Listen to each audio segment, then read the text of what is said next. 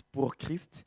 Et une fois encore ce soir, hein, je suis heureux d'être avec vous pour pouvoir partager la parole ensemble, comme le fait le mercredi, un mercredi sur deux.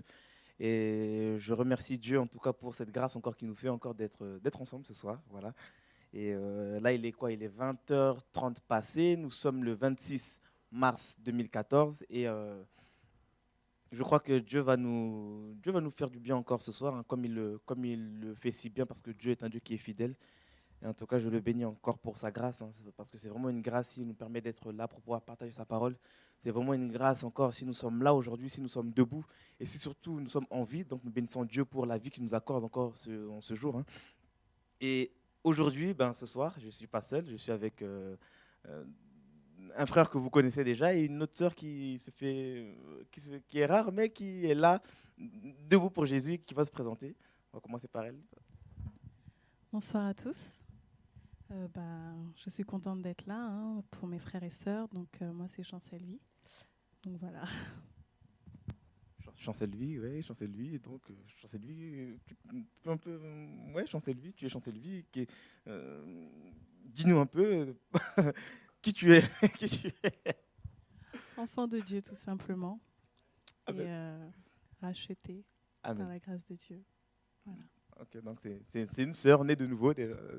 Amen. Voilà, merci Amen. Seigneur. Amen. Et nous avons un autre frère qui est connu de nos services aussi. Bonsoir. Donc moi c'est Philippe. Voilà. Bonsoir Arman, bonsoir Chancelvie. Et donc on va essayer d'assister à Arman encore une fois dans cette émission. Ouais, assister, ouais, pas mal. Ok. Donc, ce soir encore, on va partager la parole simplement, hein. Moi, j'aimerais vraiment et ensemble avec les frères et sœurs, partager une pensée que j'ai depuis un bon moment. Et je ne vais pas forcément enseigner avec, voilà, mais c'est vraiment apporter un enseignement clair avec des preuves à l'appui concernant notre vie, parce que si nous sommes là, c'est pour les jeunes, et faire comprendre aux jeunes certaines réalités aussi de la vie par rapport à la vie spirituelle, par rapport à la vie en général. Et c'est vrai que souvent, il y a beaucoup de choses que nous lisons, que nous recevons, mais malheureusement, c'est souvent au niveau de la pratique que ça coince. Et j'aimerais quand même aussi donner par la suite, et on verra comment ça va nous conduire, quelques clés, quelques exemples pour éviter certaines erreurs. Parce que vous savez, la marche, elle est encore longue. Comme nous le savons déjà, et comme j'aime souvent le dire, la marche, elle est longue, et j'aimerais pas que certains puissent tomber dans les travers dans lesquels nous, on a pu tomber dans le passé, et par lesquels d'autres ont pu tomber aussi bien avant.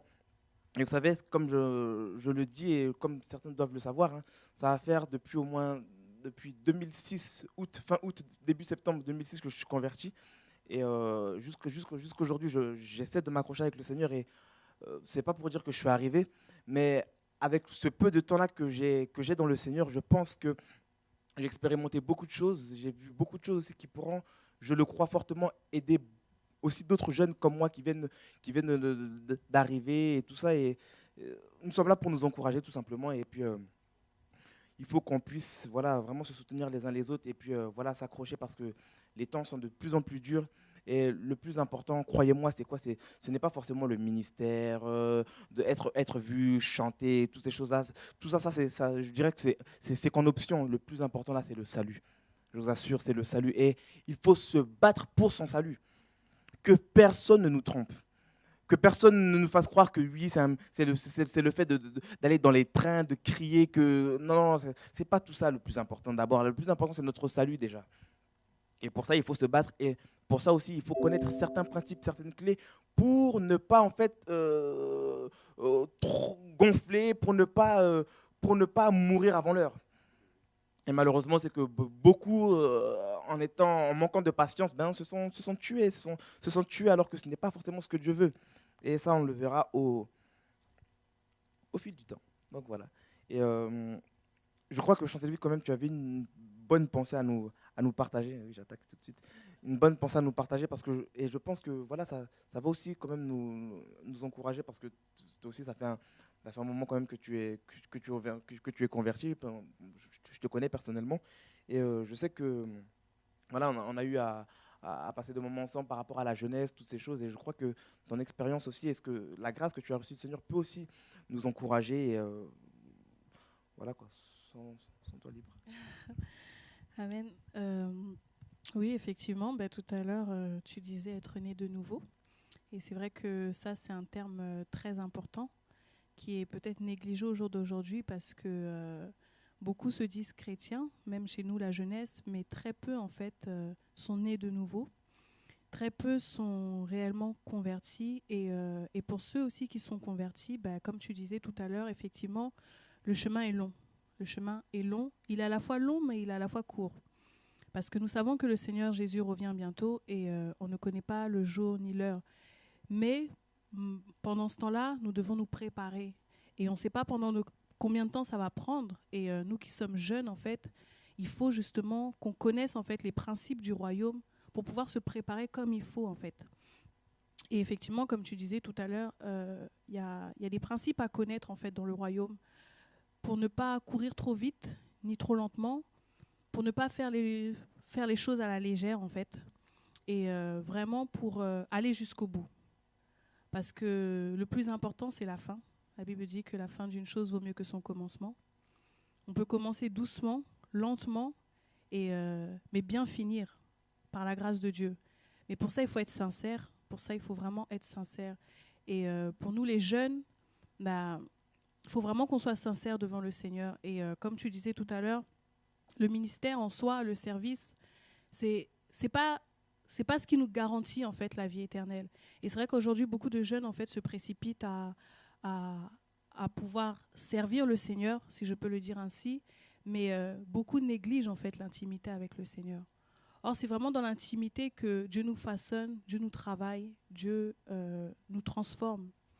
Et il y a aussi les ministères, ça nous savons, mais c'est vrai que moi, ce que j'avais à cœur vraiment au niveau de la pensée que j'avais, c'était vraiment cette intimité avec le Seigneur et vraiment être des enfants en fait auprès du Seigneur, des fils et des filles vraiment au pied du Seigneur, qui écoutent en fait l'instruction du Seigneur, qui écoutent en fait les principes du Seigneur, qui apprennent vraiment à connaître le royaume, à connaître vraiment la pensée du royaume, afin de courir selon les normes en fait, tu vois. Et donc c'était ça ma pensée. Après, je ne veux pas monopoliser la parole, je pourrais dire beaucoup de choses. Mais on va prendre un passage dans 1 Corinthiens, si je ne me trompe pas.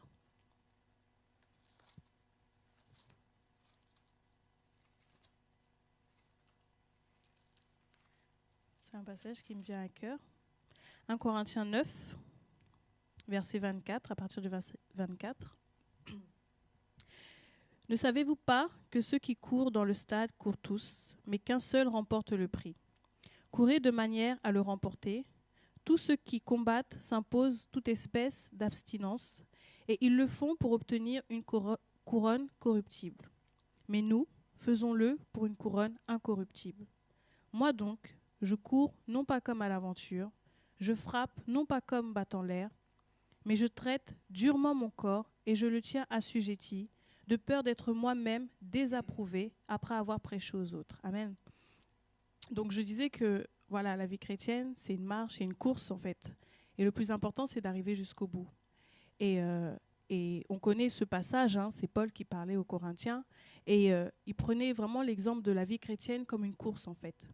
Et nous sommes dans une course, dans un stade, et chacun court en fait, à sa manière. Mais le plus important, c'est de courir de façon à remporter le prix, en fait. Et moi, ce qui m'avait touchée, et ça revient aussi à ce que tu disais tout à l'heure, c'est que malgré le ministère que Paul avait, on sait tous ce qu'il a fait. Il a fait de grandes choses. Mais malgré ça, il dit quand même au verset 26, « Moi donc, je cours non pas comme à l'aventure, je frappe non pas comme battant l'air, mais je traite durement mon corps et je le tiens assujetti de peur d'être moi-même désapprouvé après avoir prêché aux autres. » En gros, ce qui nous fait comprendre, c'est que le ministère, c'est vraiment pour les autres, en fait. C'est des dons, des grâces que Dieu nous donne, mais pour les autres. On n'en bénéficie pas nous-mêmes. Je peux donner un exemple. Celui qui a le don de prophétie, je pense que quand personnellement il veut que Dieu lui parle, la prophétie ne sort pas. Mais quand c'est pour les autres, si Dieu veut fortifier quelqu'un, ça sort. Donc, pourquoi se glorifier dans ces choses ou se dire « je suis arrivé parce que je chante à l'église, je suis arrivé parce que je prêche, je suis arrivé ou Dieu m'a agréé ou je ne sais pas ». Paul lui-même, il a fait de grandes choses que je pense beaucoup d'entre nous, nous n'avons pas encore fait. Et nous sommes jeunes, donc soyons motivés à aller loin. Mais cela n'empêche que nous devons traiter durement nos corps, en fait. Nous devons faire un travail, en fait, sur nous-mêmes. Et c'est ça que Paul, en fait, disait, qu'il traitait durement son corps de peur qu'après avoir prêché aux autres, qu'il soit lui-même désapprouvé. Donc ça veut dire qu'on peut aussi faire beaucoup de choses et être désapprouvé du Seigneur si on n'est pas dans sa présence, si on ne le connaît pas. Et je pense que dans ce temps de la fin, c'est vraiment le temps où nous devons connaître Dieu et être connus de Dieu. Et non pas, voilà, m'as-tu vu, ou je dois donner, ou courir comme à l'aventure. Donc, ne pas prendre aussi la vie chrétienne à la légère, en fait. La vie chrétienne à la légère. Et une autre pensée qui me vient, c'est vraiment... c'est vrai que beaucoup de jeunes, en fait, c'est comme s'ils n'ont pas de vision. Et c'est pour ça que le Seigneur peut-être nous a interpellés encore ce soir à réaliser vraiment la vie chrétienne comme une course. C'est-à-dire que tu as un but, tu as un objectif, tu as une vision, tu sais où tu vas. Et ça fait que, quels que soient les combats, quelles que soient les épreuves, quel que soit ce qui peut arriver dans ta marche chrétienne, tu sais où tu vas. Et ça fait que tu chercheras toujours à la grâce de Dieu pour te relever, en fait, pour aller jusqu'au bout. Et beaucoup de jeunes, en fait, manquent de vision, manquent vraiment l'objectif tout simplement du ciel, du royaume. Nous sommes passagers et nous devons saisir vraiment la vision du Seigneur. Donc voilà, je te laisse introduire la nouvelle naissance. Et puis... Ça va aller, amen. C'est ça. Merci Seigneur en tout cas pour cette belle intro. Et je crois que le Seigneur va continuer à nous aider hein, tous ensemble là, par rapport à ce partage. Donc voilà, Philippe, mon frère. Oui, Erwan. Comment tu peux rebondir sur ce qui a été dit? C'est super intéressant ce qu'a dit Chancelvi. Et pendant que Chancelvi parlait, moi, ce qui me venait, c'est dans 1 Corinthiens toujours, au chapitre 13, si on peut le prendre rapidement.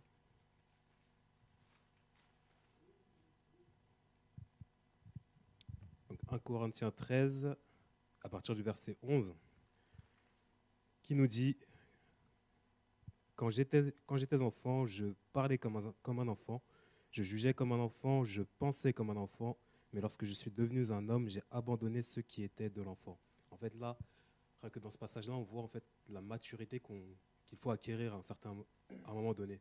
C'est-à-dire qu'on vient à Christ, on est un peu comme des bébés spirituels, on ne connaît pas grand-chose de la vie spirituelle de Jésus, de la parole de Dieu. On vient avec tout, avec certaines habitudes qu'on a tirées du monde, des choses, des gamineries. Mais la vie chrétienne implique à un moment donné de se discipliner. C'est-à-dire que, d'accord, en fait, il ne faut pas prendre cette excuse de « je suis jeune, donc voilà, je suis laxiste, je fais n'importe quoi ». Non, en fait, tous les jours en fait, de notre vie, on doit se discipliner en fait. Et ça revient à ce que Chancelvi dirait lorsque Paul dirait que voilà, qu'il traite durement son corps. Et ça revient à ça en fait, c'est que on doit aller de gloire en gloire à un moment donné, de victoire en victoire. On doit grandir. On n'est pas appelé à rester toute notre vie des enfants. À un moment donné, il faut réfléchir. Comme disait Chancelvi, il faut avoir une vision claire, pas une vision inventée de nous-mêmes, mais connaître les directives du Seigneur, ce que Dieu veut pour nous, ce que Dieu veut pour notre vie, pour notre famille. Parce qu'à un moment donné, on est appelé à grandir, à devenir des pères de famille, des mères de famille. Et toutes ces choses-là, c'est pendant notre jeunesse qu'on acquiert cette maturité, en fait. Ce n'est pas une fois qu'on est grand et qu'on tombe dans le mariage qu'on découvre tout. Non. Voilà, c'est vraiment ce qui me venait, moi, c'est ça. C'est cette maturité-là et c'est ce qui me vient aussi de plus en plus au quotidien. Ce passage-là, le fait de grandir avec Dieu, de passer à autre chose, de ne pas s'arrêter tout le temps sur les dons spirituels. D'accord, tu es venu à Christ, tu as été choqué par certains dons spirituels, voilà, tu as commencé à aimer toi-même ces choses-là, voilà, mais passe à autre chose, va encore plus loin. Cherche les fruits, cherche à ressembler à Christ simplement, cherche Jésus tout simplement. Ne cherche pas un homme, ne cherche pas à rentrer dans un mouvement de jeunes, dans un groupe de jeunes, mais sois à part, consacre-toi pour Dieu en fait, mets-toi à part pour Dieu et vise Christ directement. Va chercher ce prix directement, grandis. Ne cherche pas à ressembler aux autres. Voilà un petit peu ce qui me venait par rapport à ce que disait Chancelvi. Donc je te rends la parole, peut-être que tout à l'heure... Alors j'ai fui.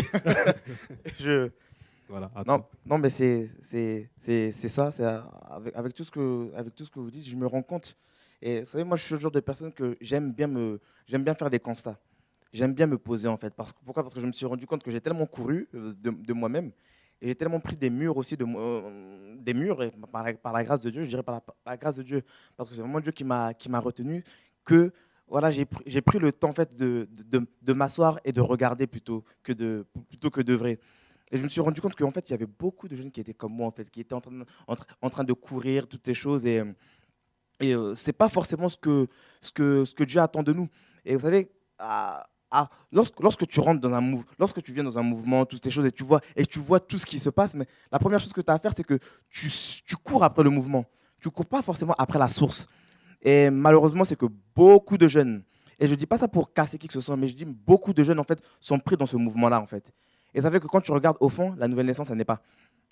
C'est-à-dire que les gens ont plus adhéré à un mouvement plutôt ils ne sont pas rentrés dans le royaume de Dieu, tout simplement. Et je vais prendre 3 passages simplement pour bien, et puis, ouais, je dirais ça, pour bien illustrer un peu quand même et résumer un peu tout ce qui a été dit. Pourquoi? Parce que ça va aussi ça va toujours dans la même pensée. De toute façon, le Saint-Esprit c'est le même. Nous avons tous le même esprit. Dans 1 Pierre 2. Dans 1 Pierre 2. Mais sur la Pierre, je pense que ça déconvertit quand même. Le premier verset au verset 2, il dit « Rejetons donc toute méchanceté et toute ruse, la dissimulation, l'envie et toute médisance. Désirez, comme des enfants nouveau-nés, le lait spirituel et pur, afin que, par lui, vous croissiez pour le salut. » Donc, on nous demande déjà dans un premier temps, ça c'est la première étape lorsque tu te convertis. C'est quoi? C'est déjà de rejeter le mal. Ça, c'est sûr, ça, on le sait. Mais on nous dit de désirer en fait le lait spirituel et pur, afin que par lui, vous croissiez pour le salut. Parce que la croissance, la croissance dont il est question, c'est une croissance pour le salut. Souvent, nous, ce qu'on veut faire, c'est quoi? C'est croître pour les autres. C'est-à-dire que quand même on médite, on veut méditer pour les autres. Alors qu'on oublie que d'abord, c'est pour nous-mêmes. Ce qu'il ne faut pas oublier, c'est quoi? Dernièrement, je partageais avec des frères et c'est ce que je leur disais. C'est lorsque l'on enseigne, lorsque l'on partage, c'est quoi? C'est une communication de vie. C'est l'expérience que tu as, que tu communiques. Ce n'est pas simplement un truc que tu lis simplement comme ça et que tu donnes. Non, la Bible claire dit que la lettre tue, mais c'est l'esprit qui vivifie. Jésus a dit que mes paroles sont esprit et vie. Les paroles que Jésus donnait, c'était des paroles en fait qui étaient vivantes. Pourquoi? Parce qu'il vivait dans ces choses. D'ailleurs, il était lui-même la parole. Et ce que Dieu veut pour nous, c'est que nous soyons nous-mêmes des paroles aussi. Des paroles pour les autres. Et vous verrez que lorsqu'on parle de Jean-Baptiste et lorsqu'on parle de Jésus, on nous dit que l'enfant, même parlons des deux personnes, croissait et se fortifiait. Donc, Jean-Baptiste étant enfant, il croissait. Jésus étant enfant, il croissait. Et il était positionné. Ce n'était pas une personne qui courait dans tous les sens. Regardez Jésus lui-même, à un moment. Ses parents reviennent de l'une des grandes des fêtes et ils se rendent compte qu'ils avaient perdu Jésus, l'enfant Jésus. Qu'est-ce qu'ils font? Ils repartent en arrière et puis ils voient Jésus dans le temple en train d'enseigner les docteurs, toutes ces choses. Les parents, ils étaient choqués. Les docteurs, les pharisiens, tout ça, ils étaient choqués de la sagesse que l'enfant avait. Mais lorsqu'il est revenu, lorsque ses parents l'ont repris, pourquoi? Parce que voilà, il était quand même soumis. Hein. Et ça nous montre que les enfants doivent être soumis à leurs parents aussi. La Bible dit qu'après ça, il était soumis. Et il croissait, il se fortifiait, la Bible dit, dans Luc 2. Donc, lorsque je parle du positionnement, là, c'est cette position assise. Il faut se poser. Si tu veux bien croître avec le Seigneur, il faut s'asseoir. Nous, souvent, lorsqu'on se convertit, c'est quoi? C'est que directement, on veut courir. Alors que même la Bible dit, hein, nous sommes assis dans les lieux célestes en Jésus-Christ. Donc, la première chose que l'on voit, c'est quoi? C'est cette position assise. C'est plus le temps de courir. Pourquoi? Parce que c'est en étant assis que tu seras mieux à l'écoute. Parce que ce que Dieu veut là, c'est te parler. Ce que Dieu veut là, c'est l'intimité. Tout à l'heure, tu nous parlais de l'intimité. Ce que Dieu veut, c'est l'intimité. Et ça, souvent, on l'oublie. Hein. Jésus dit quoi? Il dit oui, lorsque vous priez, tout ça, oui, enferme-toi dans ta chambre et ton Père qui est dans le secret te voit. Il y a cette notion d'intimité. C'est pas de courir, de faire le ministère. Parce que tu ne peux pas aller quelque part si Dieu ne t'a pas donné les directives. On ne peut pas aller en guerre si Dieu ne nous a pas donné les directives. Tu ne peux pas bâtir quelque chose si au préalable, tu ne t'es pas assis pour calculer les dépenses. Jésus le dit. Or, nous, ce qu'on va faire, c'est quoi? C'est que les dépenses, on s'en moque, on court directement et puis advienne que pourra, ben voilà, Dieu va gérer. C'est pas comme ça, la vie chrétienne. Donc, pour écouter, il faut s'asseoir. Marthe était là en train de faire les bricoles, toutes ces choses. Même Marie était assise. Elle était assise au pied du maître pour mieux être à l'écoute. Et Jésus lui a dit quoi? Elle a choisi la bonne part, qui ne lui sera jamais ôtée. Qui ne lui sera jamais ôtée. Et quand tu es assis, tu peux mieux être à l'écoute. Et si tu es mieux à l'écoute, tu peux mieux obéir. Parce que tu ne peux pas obéir à quelque chose que tu n'as pas entendu. Mais bien sûr. Si tu n'as pas entendu, là, comment tu vas faire pour obéir? Donc, nous comprenons qu'il faut s'asseoir. Voilà le caractère d'un nouveau-né. Si on peut mettre un thème là dans ce partage, on parlera du caractère du nouveau-né. Le caractère de l'enfant nouveau-né. Mais oui. Parce que l'enfant nouveau-né, là, il faut qu'il ait du caractère aussi. Parce que si tu n'as pas le caractère selon Dieu, là, ben, tu vas lâcher. Et regardez encore ce qu'on nous dit dans Éphésiens 4. Le caractère de l'enfant nouveau-né. Éphésiens 4. Merci Seigneur. J'aime Dieu. Vous savez, comment reconnaître qu'une personne est née de nouveau? Elle n'a pas besoin de préparer son enseignement. Vous savez, quand elle médite, là, elle médite pour elle-même, pour se nourrir. Et quand elle se présente devant les frères et sœurs, elle partage la vie qu'elle a. Et quand c'est comme ça, ben Dieu peut agir de lui-même. Dieu peut agir parce que voilà, il y a des choses, c'est poussé par l'esprit. Et lorsqu'on voit de la marche par l'esprit, on voit la spontanéité. Tu vois, il n'y a pas de calcul. Et Dieu qui connaît les cœurs des frères et sœurs qui écoutent et qui sont là, en fait, Dieu communique la vie et Dieu parle au cœur de ses enfants. C'est tout. Un enfant né de nouveau, là, il ne force pas. Il ne force pas les dons spirituels. Il ne force pas la parole de connaissance. Souvent, nous, souvent, il y en a, quand ils sont devant les frères et sœurs, ils essaient de forcer, poser des questions pour avoir une parole de connaissance. Ce n'est pas ça, la vie chrétienne. On va le voir tout à l'heure lorsqu'on prendra un autre passage. Donc, dans Éphésiens 4, le verset 17, il est dit: voici donc ce que je dis et ce que je déclare dans le Seigneur. Vous ne devez plus marcher comme les païens qui marchent selon la vanité de leurs pensées. Hein? Donc, on nous dit que les païens marchent selon la vanité de leurs pensées. Ils ont l'intelligence obscurcie. Ils sont étrangers à la vie de Dieu à cause de l'ignorance qui est en eux, à cause de l'endurcissement de leur cœur. Retenez bien, à cause de l'endurcissement de leur cœur. Et on nous parle ils sont étrangers à la vie de Dieu. Cela veut dire qu'un enfant né de nouveau n'est pas étranger à la vie de Dieu. Ça veut dire que les choses de Dieu là ne le choquent pas. Les choses de Dieu là sont naturelles. De la même manière que lorsqu'un homme respire, là, les choses de Dieu là sont naturelles. C'est-à-dire qu'il n'y a même pas à se glorifier quand tu prophétises. Il n'y a pas à se glorifier du talent que Dieu t'a donné. Parce que c'est naturel. Tu sais que ça ne vient pas de toi. Tu sais que ça ne dépend pas de toi. Comme la Bible dit, ça ne dépend pas de celui qui court ou de celui qui fait des gymnastiques. Non, c'est Dieu qui fait miséricorde. C'est Dieu qui donne. Donc, la vie de nous, là, les enfants nés de nouveau, là, la vie de Dieu ne leur est pas étrangère. Au contraire. Ça fait que lorsque tu reconnais, lorsque tu marches à côté d'une personne qui a la vie de Dieu, ben, vous vous connaissez en esprit. Parce qu'en esprit, là, nous sommes un. Vous savez, en esprit, il y a des connexions comme ça. C'est comme quand Élisabeth et Marie se sont rencontrés, il y a eu une connexion. Pourquoi? Parce qu'il y avait quelque chose en eux qui portait la semence de Dieu. C'est-à-dire que quand il y a des personnes qui marchent avec la semence de Dieu, quand ils se rencontrent, là, il y a quelque chose qui se passe. C'est-à-dire qu'il n'y a pas besoin de créer une connexion charnelle. De chercher, non, on va essayer de se connecter parce qu'on a des dons, on a des talents, tout ça, c'est Babylone, tout ça. Il n'y a pas besoin de ça. Les vrais enfants de Dieu, là, lorsqu'ils se rencontrent, ils se connaissent. Donc, je n'ai pas besoin de démontrer mon talent, que toi aussi tu démontres ton talent, tu sais chanter, moi aussi je sais chanter. Donc, c'est pas ça l'évangile. Ça, c'est Babylone. Faisons-nous un nom. Selon Dieu, là, c'est Dieu qui connecte. Ce n'est pas les hommes.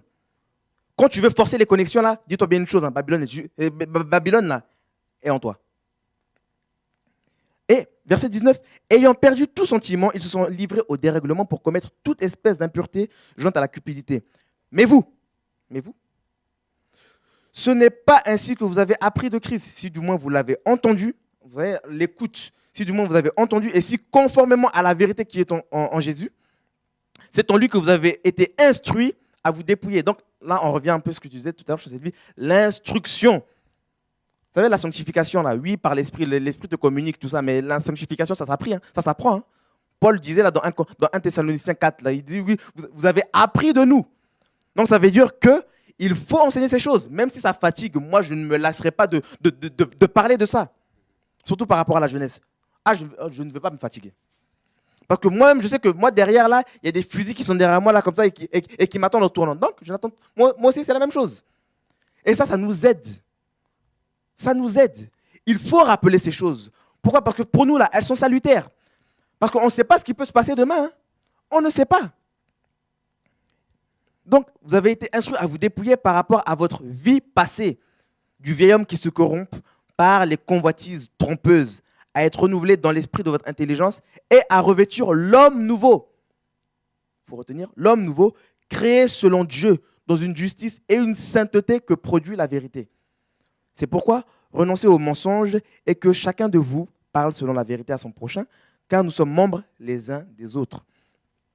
Si vous vous mettez en colère, ne péchez point, que le soleil ne se couche pas sur votre colère et ne donnez pas accès au diable, que celui qui dérobait ne dérobe plus, mais plutôt qu'il travaille en faisant de ses mains ce qui est bien pour avoir de quoi donner à celui qui est dans le besoin. Qu'il ne sorte de votre bouche aucune parole mauvaise, mais s'il y a lieu, quelques bonnes paroles qui servent à l'édification et communiquent une grâce à ceux qui l'entendent. N'attristez pas le Saint-Esprit de Dieu par lequel vous avez été scellés pour le jour de la rédemption. Que toute amertume, que toute animosité, que toute colère, que toute clameur, que toute calomnie et toute espèce de méchanceté disparaissent du milieu de vous. Soyez bons les uns envers les autres, compatissants, pardonnant réciproquement comme Dieu vous a pardonné en Christ. Voilà, là on nous présente aussi le caractère en fait d'un enfant nouveau-né. On nous dit, voilà, on l'a un peu vu, et regardez le verset 24, on nous parle de, voilà, et à revêtir, bien sûr, l'homme nouveau créé selon Dieu dans une justice et une sainteté que produit la vérité. Donc, un enfant nouveau-né, Dieu l'appelle à revêtir cet homme nouveau créé selon Dieu dans une justice et une sainteté que produit la vérité. Donc, on y voit la justice, la sainteté et on y voit la vérité. Et toutes ces choses-là, bien sûr, sont engendrées par la parole. Lorsqu'on nous parle de l'homme de cet homme-là, de revêtir l'homme nouveau, là, c'est bien sûr cet homme-là qui a été créé par la parole aussi. Parce que c'est la parole qui crée. C'est la parole qui engendre, comme Jacques le dit, comme il est dit dans Jacques 1. Et parce qu'on parle de nouvelle naissance, allons un peu dans Jean 3. Parce que c'est le passage que nous prenons souvent pour parler de la nouvelle naissance. Eh bien, ce soir, nous allons le prendre encore. Donc, dans Jean 3, à partir du premier verset jusqu'au verset 8, il est dit, « Mais il y eut un homme d'entre les pharisiens, nommé Nicodème, un chef des Juifs, qui vint, lui, auprès de Jésus, de nuit. Et il lui dit, « Rabbi, nous savons que tu es un docteur venu de Dieu, car personne ne peut faire ces miracles que tu fais si Dieu n'est avec lui. » Jésus lui répondit, en vérité, je te le dis, si un homme ne naît de nouveau, il ne peut voir le royaume de Dieu. Nicodème lui dit, comment un homme peut-il naître quand il est vieux? Peut-il rentrer dans le sein de sa mère et naître? Jésus répondit, en vérité, je te le dis, si un homme ne naît d'eau et d'esprit, il ne peut entrer dans le royaume de Dieu. Ce qui est né de la chair est chair, et ce qui est né de l'esprit est esprit. Ne t'étonne pas que je t'ai dit, il faut que vous naissiez de nouveau. Le vent souffle où il veut, tu en entends le bruit, mais tu ne sais d'où il vient ni où il va. Il en est de même de tout homme qui est né de l'esprit. Et on va s'arrêter là. Donc là, c'est Nicodème qui vient de nuit, bien sûr. Pourquoi? Parce que sûrement qu'il craignait ses amis, ses collègues. Et il lui dit, Rabbi, nous savons que tu es un docteur venu de Dieu. Venu de Dieu, car personne ne peut faire ces miracles que tu fais si Dieu n'est avec lui. Donc là, déjà, il reconnaissait que Jésus était venu de Dieu. C'est une bonne chose. Et il vient lui dire, oui, Jésus, nous savons que tu es un docteur venu de Dieu, tout ça, et il lui parle des miracles. Et Jésus lui dit quoi? En vérité, je te le dis, si un homme ne naît de nouveau, il ne peut voir le royaume de Dieu. Bam. Nicodème vient, lui parle, il lui fait des éloges, il lui parle des miracles, et Jésus lui ramène quoi? Lui ramène au royaume. Pourquoi? Parce que nous savons aussi d'un côté que les miracles, en fait, sont là pour attester la véracité de la parole. En gros, le royaume. Parce que les miracles parlent du royaume. Et Jésus lui parle d'emblée, en fait, de la nouvelle naissance, d'être né de nouveau. Et il lui dit, si un homme ne naît de nouveau, il ne peut voir le royaume de Dieu. Et ce passage-là, et je dirais, rien que ce verset-là est quand même fort, parce que Jésus, là, lui dit que si un homme, là, ne naît de nouveau, il ne peut voir le royaume de Dieu.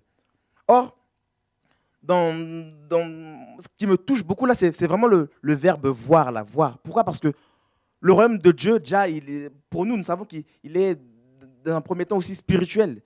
Et pour le voir, bien sûr, il faut la foi.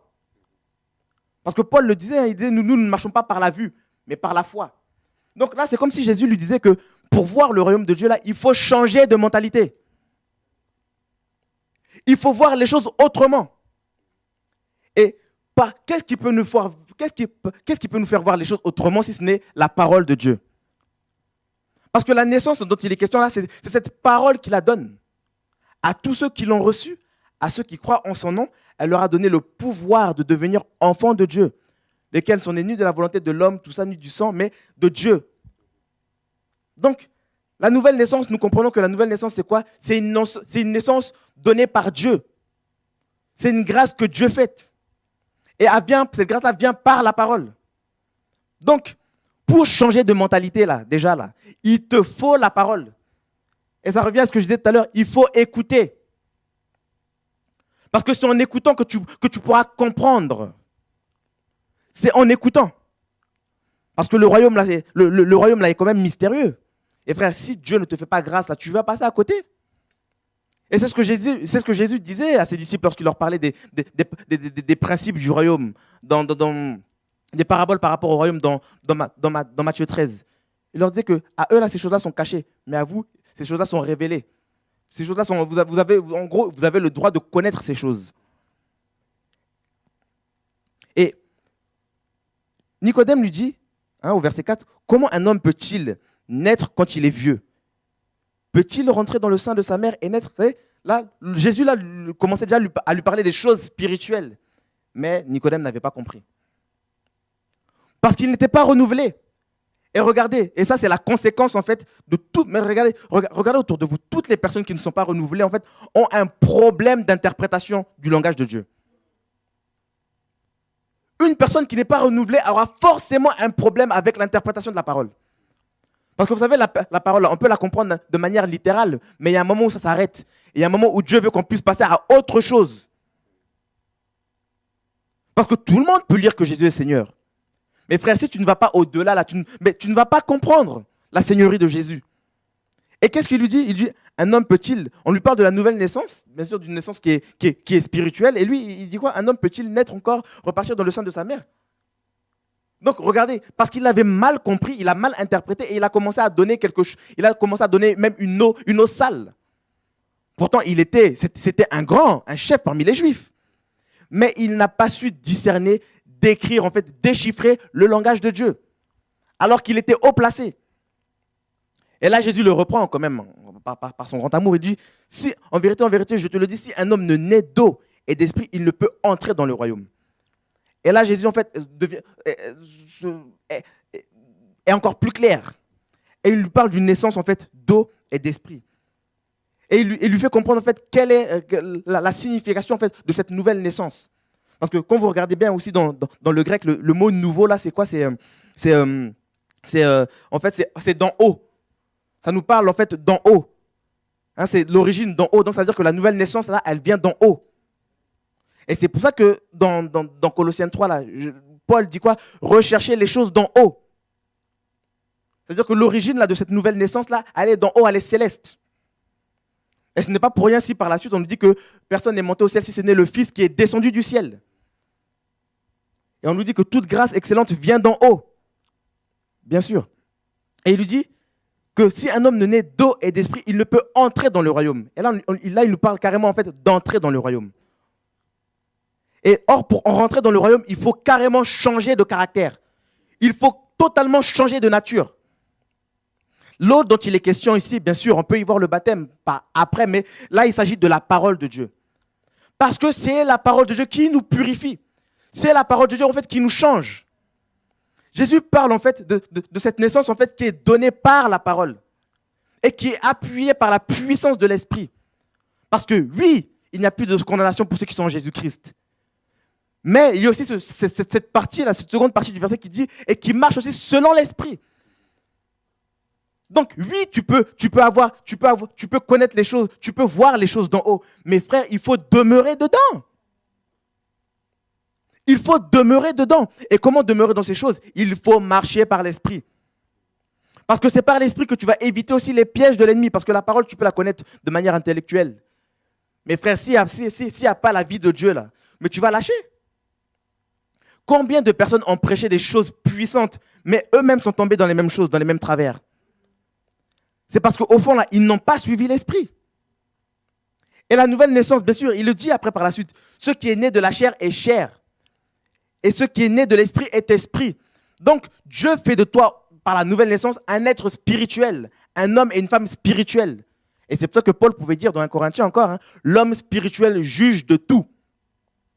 Ça veut dire que nous avons dépassé en fait le stade charnel. Là, nous sommes dans un stade spirituel. Et ce n'est pas pour rien si on nous dit encore que nous sommes assis dans les lieux célestes en Jésus-Christ. Or, l'image des choses célestes, le céleste, c'est quoi? C'est les choses spirituelles. Et lorsqu'on nous parle des célestes, bien sûr, on nous parle de notre position aussi en haut. D'où la nouvelle naissance, la naissance d'en haut. Donc, nous sommes positionnés en haut. Parce que Christ est assis, bien sûr, en haut.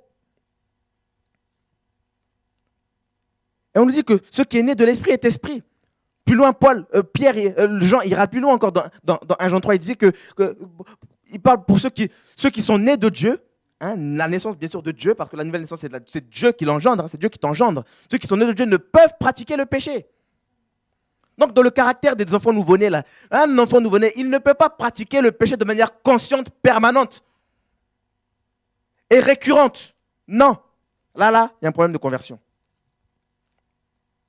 Et on va encore aller plus loin dans Ézéchiel 36. Là, on y va d'un seul trait, et puis ensuite, on va commenter.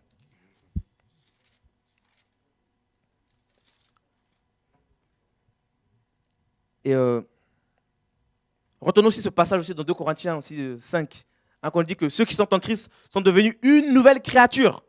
Les choses anciennes sont passées et voici toutes choses sont devenues nouvelles. Il faut retenir ce passage. On parle d'une nouvelle créature. Cette nouvelle créature, bien sûr, c'est celle qui est céleste.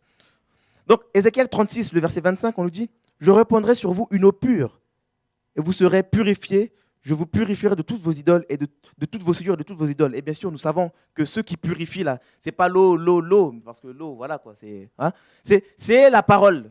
Jésus le dit à ses disciples dans Jean 15. Il dit « Voici, vous êtes purs à cause de la parole que je vous ai annoncée. » Et le verset 26, on nous dit « Je vous donnerai un cœur nouveau, et je mettrai en vous un esprit nouveau. J'ôterai de votre corps le cœur de pierre, et je vous donnerai un cœur de chair. Je mettrai mon esprit en vous, et je ferai en sorte que vous suiviez mes ordonnances et que vous observiez et pratiquiez mes lois. » Donc, le Seigneur dit, je vous donnerai un cœur nouveau. Et je vous donnerai aussi un esprit nouveau. Et bien sûr, l'esprit nouveau dont on nous parle, c'est quoi? C'est l'esprit de Dieu. Parce qu'il dit aussi, par la suite, je mettrai mon esprit en vous. Et il dit, je vous donnerai en fait un cœur nouveau. Lorsqu'on y voit le cœur, on y voit l'âme. Lorsqu'on y voit l'âme, on y voit la vie. En gros, c'est comme si Dieu disait, je vous donnerai une nouvelle vie. C'est une nouvelle vie que Dieu te donne, que Dieu me donne. Et cette nouvelle vie, avec l'Esprit de Dieu, te permet en fait de marcher en nouveauté de vie, conformément à ce que Dieu te demande. Parce qu'il le dit, hein, il dit, et je ferai en sorte que vous suiviez mes ordonnances et que vous observiez et pratiquiez mes lois. Donc, le Saint-Esprit qui t'a été donné, c'est pourquoi? C'est pour pratiquer les lois de Dieu. C'est pour obéir à la parole de Dieu.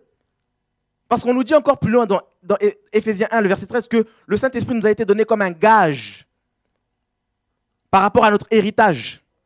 Ou encore comme les arts, comme un art. Un art, c'est quoi? C'est un acompte. C'est-à-dire que Dieu, en fait, le Saint-Esprit est là pour t'emmener au bout de la mission, afin que tu puisses aller jusqu'à la fin. Et cette fin-là, c'est quoi? C'est la rédemption totale, finale. Quand tu hériteras d'un corps glorieux. Parce que la nouvelle naissance aussi, c'est comme aussi cette image de la rédemption de notre corps. Parce que là, c'est en partie que nous vivons les choses. Mais lorsqu'il viendra, ben, nous le verrons tel qu'il est et nous serons semblables à lui. Avec un corps glorieux. Et le Saint-Esprit nous donne la force jour après jour de pouvoir atteindre notre but, notre objectif, notre vision. Donc, une nouveauté de vie, une nouvelle vie, un cœur nouveau. Et bien sûr, lorsqu'on parle de l'âme, on y voit aussi les sentiments. Mais quels sentiments? Parce que c'est un cœur nouveau selon Dieu, les sentiments de Christ. C'est-à-dire que le caractère là, d'un enfant né de nouveau, là, c'est quoi? Il a les sentiments de Christ. C'est-à-dire qu'il ne vit pas aussi pour lui, il vit pour Dieu et pour les autres. Mais d'abord pour Dieu. Et c'est Dieu qui oriente vers les autres. Et c'est Dieu qui te poussera à être un sacrifice pour les autres. Mais d'abord, tu dois te sacrifier ta vie pour Dieu. Sacrifier sa vie sur Dieu, ça veut dire quoi? C'est que tu ne t'appartiens plus. Tu ne fais plus les choses pour toi-même. Tes plaisirs, là, tu oublies. Tes plaisirs, tes pulsions, là, tu oublies. Tu vis pour Dieu. C'est-à-dire que les désirs de Dieu passent avant les tiens.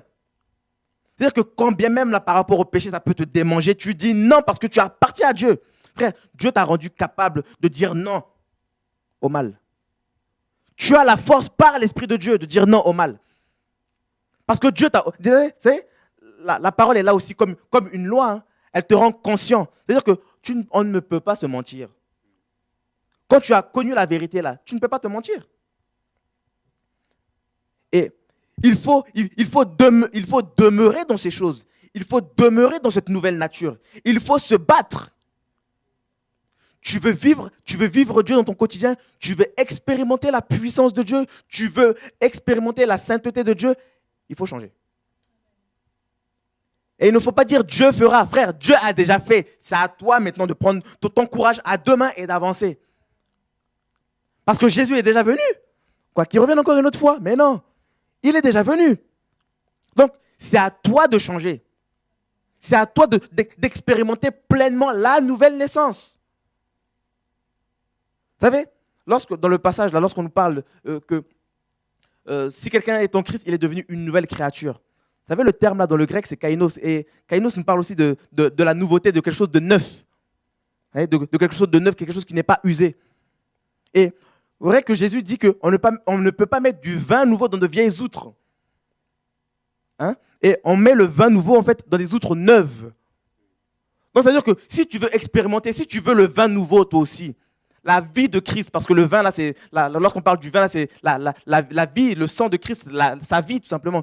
Si tu veux expérimenter la vie de Jésus, il faut que tu sois une outre neuve. Mais bien sûr, sinon ça ne colle pas. Parce que le jour où Dieu va répandre sa gloire dans ta vie, là, mais tu vas exploser. Parce que tu ne tiendras pas. Et si beaucoup lâchent, si beaucoup de jeunes lâchent, là, c'est parce qu'ils veulent expérimenter des choses puissantes. Ils ne veulent pas se poser, et parce qu'ils ne sont pas stables, lorsque ça coule dans leur vie, là, parce qu'ils ne savent pas gérer la gloire, ben, ils explosent. Et après, on les retrouve dans le monde. Parce qu'ils ne se laissent pas travailler en profondeur. Ils ne veulent pas revêtir l'homme nouveau qui a été créé selon Dieu. Ils ne veulent pas revêtir de cet homme nouveau. Ils veulent faire l'œuvre de Dieu avec leur mentalité. Ils veulent faire l'œuvre de Dieu avec leur méthode. Mais ça ne colle pas. Jésus n'a pas besoin de nos méthodes. Jésus n'a pas besoin du rap, du hip-hop, de la danse, tout ça pour se glorifier. Mais non. Rien que son nom suffit déjà. Donc, ces excuses, là, excuse-moi, mais ces excuses bidons, là où on dit que mais non, mais pour attirer des jeunes, il faut du rock, il faut du rap, il faut de la danse. Tout ça, là, il faut qu'on arrête. Il faut se convertir réellement, c'est tout. Paul n'a pas dit qu'il devait faire du hip-hop ou autre chose. Non, Paul a dit qu'il n'y a qu'une seule puissance, hein, c'est la prédication de l'évangile de Christ. Il dit que la prédication de l'évangile est une puissance pour le salut de quiconque. Donc pour le salut là, des hommes, il n'y a pas besoin de danse, tout ça, il faut prêcher Christ, c'est tout. Et il ne faut pas simplement le prêcher pour le prêcher, il faut le vivre d'abord. Frère, on ne communique que ce que l'on a. Donc, il faut se purifier. Il faut se purifier. Ça fait, tout à l'heure encore, je méditais un peu sur, je lisais un peu Jean 2. Je crois que c'est Jean 2 là-bas. Jean 2. Lorsqu'on parle du mariage, des noces de Cana, je me disais, c'est fort quand même. À un moment, il n'y a plus de vin. Le vin manque. Et puis Marie, maman de Jésus, vient voir Jésus comme ça, dit, oui, mais il n'y a plus de vin. Je suppose, je n'ai pas dit la Bible dit, je suppose qu'elle avait sûrement dû voir Jésus faire des miracles avant. D'où elle lui a demandé. Jésus fait quoi? Il y avait 6 vases d'eau qui servaient à la purification des Juifs. Parce que vous savez, les Juifs étaient quand même très pieux dans ce qui concerne les ordonnances aussi des anciens, tout ça. Vous savez, parce qu'avant de manger, il fallait se laver les mains, toutes ces choses. Jésus s'est servi de ces vases qui servaient à la purification pour opérer quelque chose de spectaculaire. Il a demandé de remplir ces vases d'eau et l'eau s'est changée en vin. Bien sûr, il y a plusieurs enseignements que l'on peut en tirer, que l'on peut tirer au travers de ces passages. Mais l'un des enseignements aussi que l'on peut tirer quand même, c'est quoi? C'est que, vous savez, Jésus est le seul qui peut nous purifier. Ce n'est pas nos méthodes qui vont nous purifier, ce n'est pas les traditions de nos pères qui vont nous purifier, frère. Frère, c'est la parole du Seigneur. Parce qu'il fallait que Jésus parle pour que ces vases-là remplis d'eau deviennent du vin. Et vous savez, il y en avait 6. 6, comme nous le savons, c'est le chiffre de l'homme. Donc, Jésus est venu pour restaurer l'homme, pour le purifier, l'homme. Parce qu'il fallait que son sang puisse couler pour purifier l'homme. Parce que lorsqu'on parle du vin, on y voit aussi voilà, le sang. Jésus le dit, il dit, oui, celui qui boit de mon sang est un breuvage. Donc, c'est une belle image où Jésus leur fait comprendre clairement que c'est lui la source de la purification. Ce n'est pas nos méthodes, frère. Et puis, ce qui est fort, c'est quoi? C'est qu'il a changé l'eau en vin. Et puis, l'organisateur, le maître d'hôtel était choqué. Il dit à l'époux, il dit, mais attends, mais d'habitude, c'est d'abord le bon vin que l'on sert et ensuite c'est le vieux. Pour dire que lorsque c'est Jésus qui donne, Jésus donne des choses meilleures. C'est pour ça qu'il est venu, en fait, il est venu faire une nouvelle alliance. Une alliance qui est meilleure que la première. La nouvelle alliance. Au travers de son sang. Une alliance excellente. Meilleure que toutes les alliances que l'on peut citer dans le monde, que l'on peut citer dans le passé, que l'on citera même dans le futur. C'est la meilleure des alliances. Frère. Et Paul en parle dans 2 Corinthiens 3, il parle de cette alliance qui est d'autant plus excellente en gloire, qui est d'autant plus glorieuse que la première, que celle de Moïse. Donc, ce que Jésus donne, c'est meilleur. Jésus, la source de la purification, l'auteur de la purification, celui qui est venu pour purifier nos péchés. Ça veut dire quoi ça? C'est-à-dire que quel que soit le péché dans lequel tu es tombé, quelle que soit la chute que tu as pu faire, même si la chute elle est énorme, frère, Jésus est capable encore de te purifier aujourd'hui, frère, sœur. C'est pour ça qu'il ne faut pas se décourager. Il faut croire en ce Dieu. Il faut lui faire confiance. Il faut mettre ta foi en lui. Même si hier tu croyais que tu es converti, même si aujourd'hui tu te rends compte que tu n'es pas converti, frère, c'est encore possible. Il n'est jamais trop tard avec Jésus. La grâce est encore disponible. Jésus est là, il est venu pour te purifier, pour me purifier. Et regardez dans Jean 1 ce qu'il dit. Dans Jean 1, à partir du 1 Jean 1, le verset 5, il nous dit, la nouvelle que vous avez apprise de lui et que nous vous annonçons, c'est que Dieu est lumière et qu'il n'y a point en lui de ténèbres. Si nous disons que nous sommes en communion avec lui et que nous marchions dans les ténèbres, nous mentons car nous ne pratiquons pas la vérité. Mais si nous marchons dans la lumière et qu'il est lui-même dans la lumière, nous sommes mutuellement en communion et le sang de Jésus, son Fils, nous purifie de tout péché. Frère, ça veut dire quoi? C'est-à-dire que quelles que soient les ténèbres qui peuvent t'environner là, toi reste auprès de la lumière. Parce que ce que Dieu veut, ce que Dieu est venu faire, c'est quoi? Il est venu pour te purifier. Donc, prends courage. Et si tu pêches, qu'est-ce que la Bible dit lorsque nous péchons? Si nous confessons nos péchés, il est fidèle et juste pour nous les pardonner et pour nous purifier de toute iniquité. Frère, c'est écrit. Maintenant, je ne dis pas qu'il faut s'amuser à pécher. Ce n'est pas ce que je suis en train de dire. Mais frère, si ton cœur est à Dieu, si tu sens qu'au fond de toi, là, tu es à Dieu, si tu pêches, C'est vrai, ça fait mal. Mais la Bible dit que la tristesse, selon Dieu, conduit à la repentance. Repends-toi et avance. Relève-toi, frère, sœur. Relève-toi. Il n'est pas trop tard. C'est possible. Et je tiens vraiment à encourager les frères et sœurs, là, la jeunesse, et même tout le monde. C'est possible encore de servir Jésus en étant jeune. Tu es tombé, relève-toi et avance. Que personne ne te condamne. Parce que Jésus lui-même ne te condamne pas. Parce que c'est son but. Vous savez, lorsque tu rentres dans la nouvelle alliance, là, il y a la repentance, il y a la justification. Et la Bible est claire dans 1 Corinthiens 1, là, le verset 30, il dit qu'il s'est fait rédemption pour nous. Il s'est fait justification pour nous. Il s'est fait sanctification pour nous. Frère, alors qu'est-ce qu'il y a? Prends courage. Prends courage. Voilà le caractère d'un enfant nouveau-né. Le caractère. Ce que la nouvelle naissance produit en nous. Frère, elle produit la vie de Dieu. Tu n'es plus étranger à la vie de Dieu. Tu n'es plus étranger, ça veut dire que le jugement qui devait s'abattre pour toi est devenu une justice. C'est-à-dire que lorsque tu marches plus avec peur et crainte. Non, tu marches avec assurance parce que le Dieu de gloire t'a justifié. Et cette justification te pousse à tous les jours marcher dans la crainte de Dieu. Attendant avec patience, attendant son retour, tout simplement. Parce qu'on nous dit que la grâce de Dieu nous pousse à renoncer au mal, à l'impiété, toutes ces choses. Et c'est une grâce d'être né de nouveau, c'est une grâce. Frère, la nouvelle naissance. Imagine-toi, c'est Dieu qui habite en toi. C'est Dieu, ce n'est même plus les démons qui te possèdent, c'est carrément Dieu qui te possède. Dieu qui vit en toi, frère. C'est-à-dire qu'un enfant né de nouveau, là, il ne peut pas être possédé.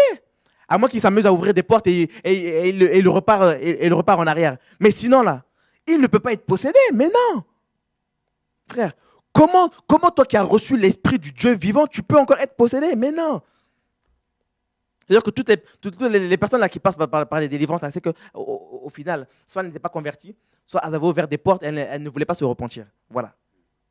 Et Dieu, pour leur faire comprendre que c'est lui le grand maître, ben voilà, il permet. Puis la Bible est claire, lorsque le démon il part là, il revient, il recherche à reprendre sa demeure. Hein. Donc il faut se battre. Un enfant né de nouveau, c'est une personne, comme je disais tout à l'heure, qui a du caractère pour faire face au monde, du caractère pour dire la vérité. Il ne joue pas avec le péché, mais non, il dit la vérité aux frères et sœurs, ça passe ou ça casse. Il ne se conforme pas au siècle présent. Il n'encourage pas le mal, mais non. Vous savez, je partageais avec des frères et sœurs, souvent nous, on est tellement de... Vous savez, le monde nous a tellement pollués. C'est pour ça que la Bible nous demande d'être renouvelés dans notre intelligence. Hein. Le monde nous a tellement pollués que lorsque Dieu suscite un homme ou une femme pour dire la vérité, pour être dur, pour être sec, parce que Dieu aussi c'est le bâton, ben nous, qu'est-ce que l'on fait? Ah mais non, mais pourquoi? Non, mais le frère, tu juges, tout ça. Alors que, mais frère, si tu as l'esprit là, si Dieu l'utilise là, comme ça, là, mais qu'est-ce que tu veux faire? Moi, je connais beaucoup de frères qui ont des caractères très durs. Une fois, je commence à dire, oh, mais Seigneur, quand même, ces frères-là, quand même, ils abusent un peu. Le Seigneur m'a dit, mais il m'a fait comprendre carrément que c'est lui qui était derrière. Du coup, qu'est-ce que je vais faire? Vous voulez que j'aille moi-même m'opposer à Dieu? Jamais. Donc, quand c'est comme ça, on fait quoi? On bénit Dieu, puis on avance. Au lieu de toujours dire, oui, mais c'est un manque de sagesse. Est-ce que tu as prié pour savoir, pour savoir si c'était un manque de sagesse ou si ce n'était pas Dieu vraiment qui agissait au travers du frère ou de la sœur? Avant de toujours casser la personne, tout ça. On est rentré dans une sorte d'amour charnel. Un amour qui caresse toujours les gens dans le sens du poil. Mais arrêtons avec ça. Un enfant là, né de nouveau, là, il suit le mouvement de l'esprit. La Bible est claire. On le sait d'où il vient, où il va. Il suit le mouvement de l'esprit. Ça passe ou ça casse. Tu le suives, que tu ne le suives pas, c'est même pas son problème. Lui, il avance, il trace. Parce qu'il sait en qui il a cru. Il connaît sa vision, frère. Et moi, je le dis, hein, pour la jeunesse, là, on va se battre. Par exemple, pour l'œuvre de mon père, on va se battre. On ne va pas se fatiguer. Je crois que ce n'est pas aujourd'hui qu'on a commencé. Je crois que le Seigneur, par sa grâce, le Seigneur va nous maintenir. Frère, dans le passé, on a fait des erreurs. Mais notre sincérité, quand même, d'un côté, elle nous a gardés. Donc, je le crois que quand même on peut s'égarer, là, on peut se tromper, le Seigneur nous reprendra. Le Seigneur nous reprendra. Et puis, ben voilà, on se reprend et puis on avance. Regardez Pierre. Pierre, à un moment, sans zèle, regardez ce que le zèle de Pierre a engendré en lui. Il a quand même coupé l'oreille de Malchus. Mais bon, merci Seigneur, Jésus était tout près, il a recollé l'oreille. Mais Jésus l'a quand même repris. Et puis voilà, Pierre est devenu le Pierre que nous lisons aujourd'hui. Pourtant, il en a fait des erreurs. Mais frère, Dieu l'a repris quand même. Paul, à l'époque, Saul, il était quand même un peu sincère dans son hérésie. Il persécutait l'Église de Dieu. Ils ne s'en rendaient pas compte. Mais lorsque Dieu l'a réveillé là, il s'est levé pour le Seigneur et il a fait l'œuvre. Mais faire l'œuvre là, c'est pas d'abord courir. Hein. D'abord, il était là dans l'intimité avec le Seigneur. Dieu lui a parlé et il savait ce que Dieu lui avait dit. Il n'a pas commencé à courir d'abord auprès des apôtres, tout ça qui étaient là avant lui. Non, dans les coulisses avec son Dieu. Il avait une intimité. Là, aujourd'hui, nous lisons Paul, nous voyons les miracles, tout ça, alléluia, amen, merci Seigneur, tout ça. Mais Paul avait une intimité avec Dieu. Frère, si Paul n'avait pas une intimité avec Dieu, il l'aurait lâché depuis longtemps. Frère, il a été persécuté. On l'a battu de verge, toutes ces choses. Il a vécu le péril, tout ça. Il a vécu des choses graves. Parce que souvent, nous, on aime bien prendre Paul pour les miracles, mais on oublie que il a eu une vie compliquée. Lorsque nous lisons 2 Corinthiens 10, il me semble, il a eu une vie compliquée quand même. Mais ça, des fois, on l'oublie. Pourquoi? Parce que nous, on aime tellement ce qui est visible. Frère, les choses spirituelles, là, d'abord, là, ce n'est pas visible. Hein. Non, du tout. D'abord, là, ça commence là, dans le secret. Ça commence dans le secret. Vous savez, lorsque le Seigneur dit que je vous donnerai, je mettrai dans votre corps un cœur nouveau. D'abord, il va mettre dans notre corps le cœur nouveau. Et après, bien sûr, ces choses-là vont se manifester. Lorsqu'on voit le corps, on y voit la chair. Après, ça va se manifester. Mais le fruit, là, d'abord, c'est dans le cœur. Et ensuite, ça se manifeste. C'est comme lorsqu'on prend un arbre. Les fruits sont là. Mais c'est après que ça se manifeste, avec un temps. Chancel vie.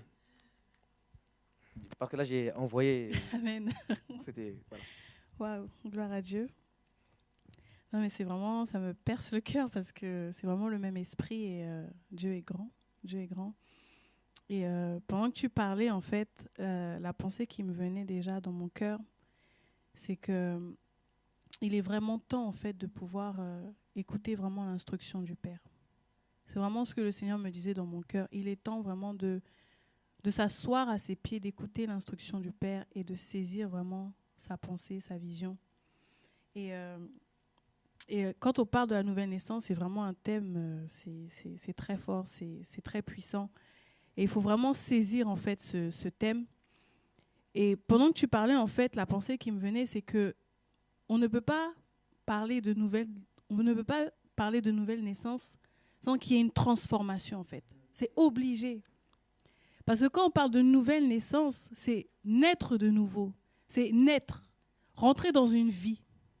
Et c'est un changement d'état. C'est déjà, si on prend même humainement parlant, un enfant qui naît, il passe du ventre de sa mère au monde, en fait. Or, dans le ventre de sa mère, il avait une manière de vivre. Il avait le cordon ombilical, il mangeait grâce à sa mère, tout ça. Mais quand il sort de là, il naît maintenant, il vit autrement, en fait. C'est plus le cordon qui l'attache, tu vois. Voilà, il va manger maintenant à la boue. Mais pour ça, il va s'adapter, en fait, à la vie dans laquelle il est. Il va s'adapter. Manger à la cuillère, c'est plus, voilà, comme dans le ventre. Il va pouvoir commencer à parler, à regarder son entourage. Donc, il y aura une transformation de quand il était à l'intérieur jusqu'à quand il est dans le monde. Et de la même manière, en fait, pour nous, quand on parle de la nouvelle naissance, c'est on passe d'un état à un autre. Et forcément, il y a un changement, en fait. Et c'est vrai que je me dis, c'est pas possible qu'il y ait une nouvelle naissance sans qu'il y ait de changement. C'est pas possible. Et on a parlé de beaucoup de choses qui m'ont vraiment interpellée, des points vraiment qui m'ont beaucoup interpellée, que ce soit l'intimité vraiment du Seigneur, que ce soit le caractère, que ce soit le cœur. Et je voudrais revenir un peu sur tes pas, justement, parce que franchement, c'est important qu'on saisisse vraiment qu'est-ce que c'est que la nouvelle naissance, naître de nouveau. C'est vraiment passer à autre chose. Et ça va avec la conversion, en fait. Déjà, c'est volontaire parce que si nous sommes nés de nouveau, si nous avons fait ce choix-là, bien que Christ nous a choisis dès la fondation du monde, mais nous avons dit oui à son appel.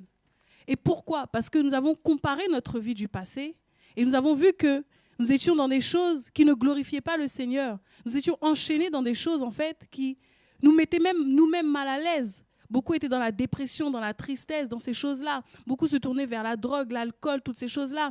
Et ils voyaient que tout n'était que vanité. Ça n'apportait pas la vie. Certains n'ont pas reçu l'amour du Père, l'amour de la Mère, toutes ces choses-là. Et nous avons vu qu'il y avait un vide, en fait, en nous. Et ce vide, en fait, au final, nous a poussés à nous tourner vers le Seigneur. On a entendu la voix du Seigneur, comme le Seigneur dit, « Mes brebis entendent ma voix et elles me suivent. » Nous avons suivi le Seigneur. Mais maintenant, comme tu disais, pour rentrer dans le royaume, donc on arrive devant le Seigneur, l'appel qu'il nous fait, mais pour rentrer dans le royaume, il faut naître de nouveau, pour commencer à marcher selon l'Esprit. Et donc ça se fait, si on peut prendre vite fait, dans Éphésiens chapitre 1, verset 13. En lui, vous aussi, après avoir entendu la parole de la vérité, l'évangile de votre salut, en lui, vous avez cru et vous avez été scellés du Saint-Esprit qui avait été promis, lequel est un gage de notre héritage pour la rédemption de ceux que Dieu s'est acquis pour célébrer sa gloire. Amen. Nous avons entendu la parole de la vérité, et la Bible dit que la foi vient de ce qu'on entend. Nous avons cru en cette parole. Nous avons compris que Jésus est la lumière du monde qui éclaire tous les hommes qui sont dans les ténèbres. Et à ce moment-là, nous avons fait le choix de suivre Jésus. De suivre Jésus, de lui donner notre vie.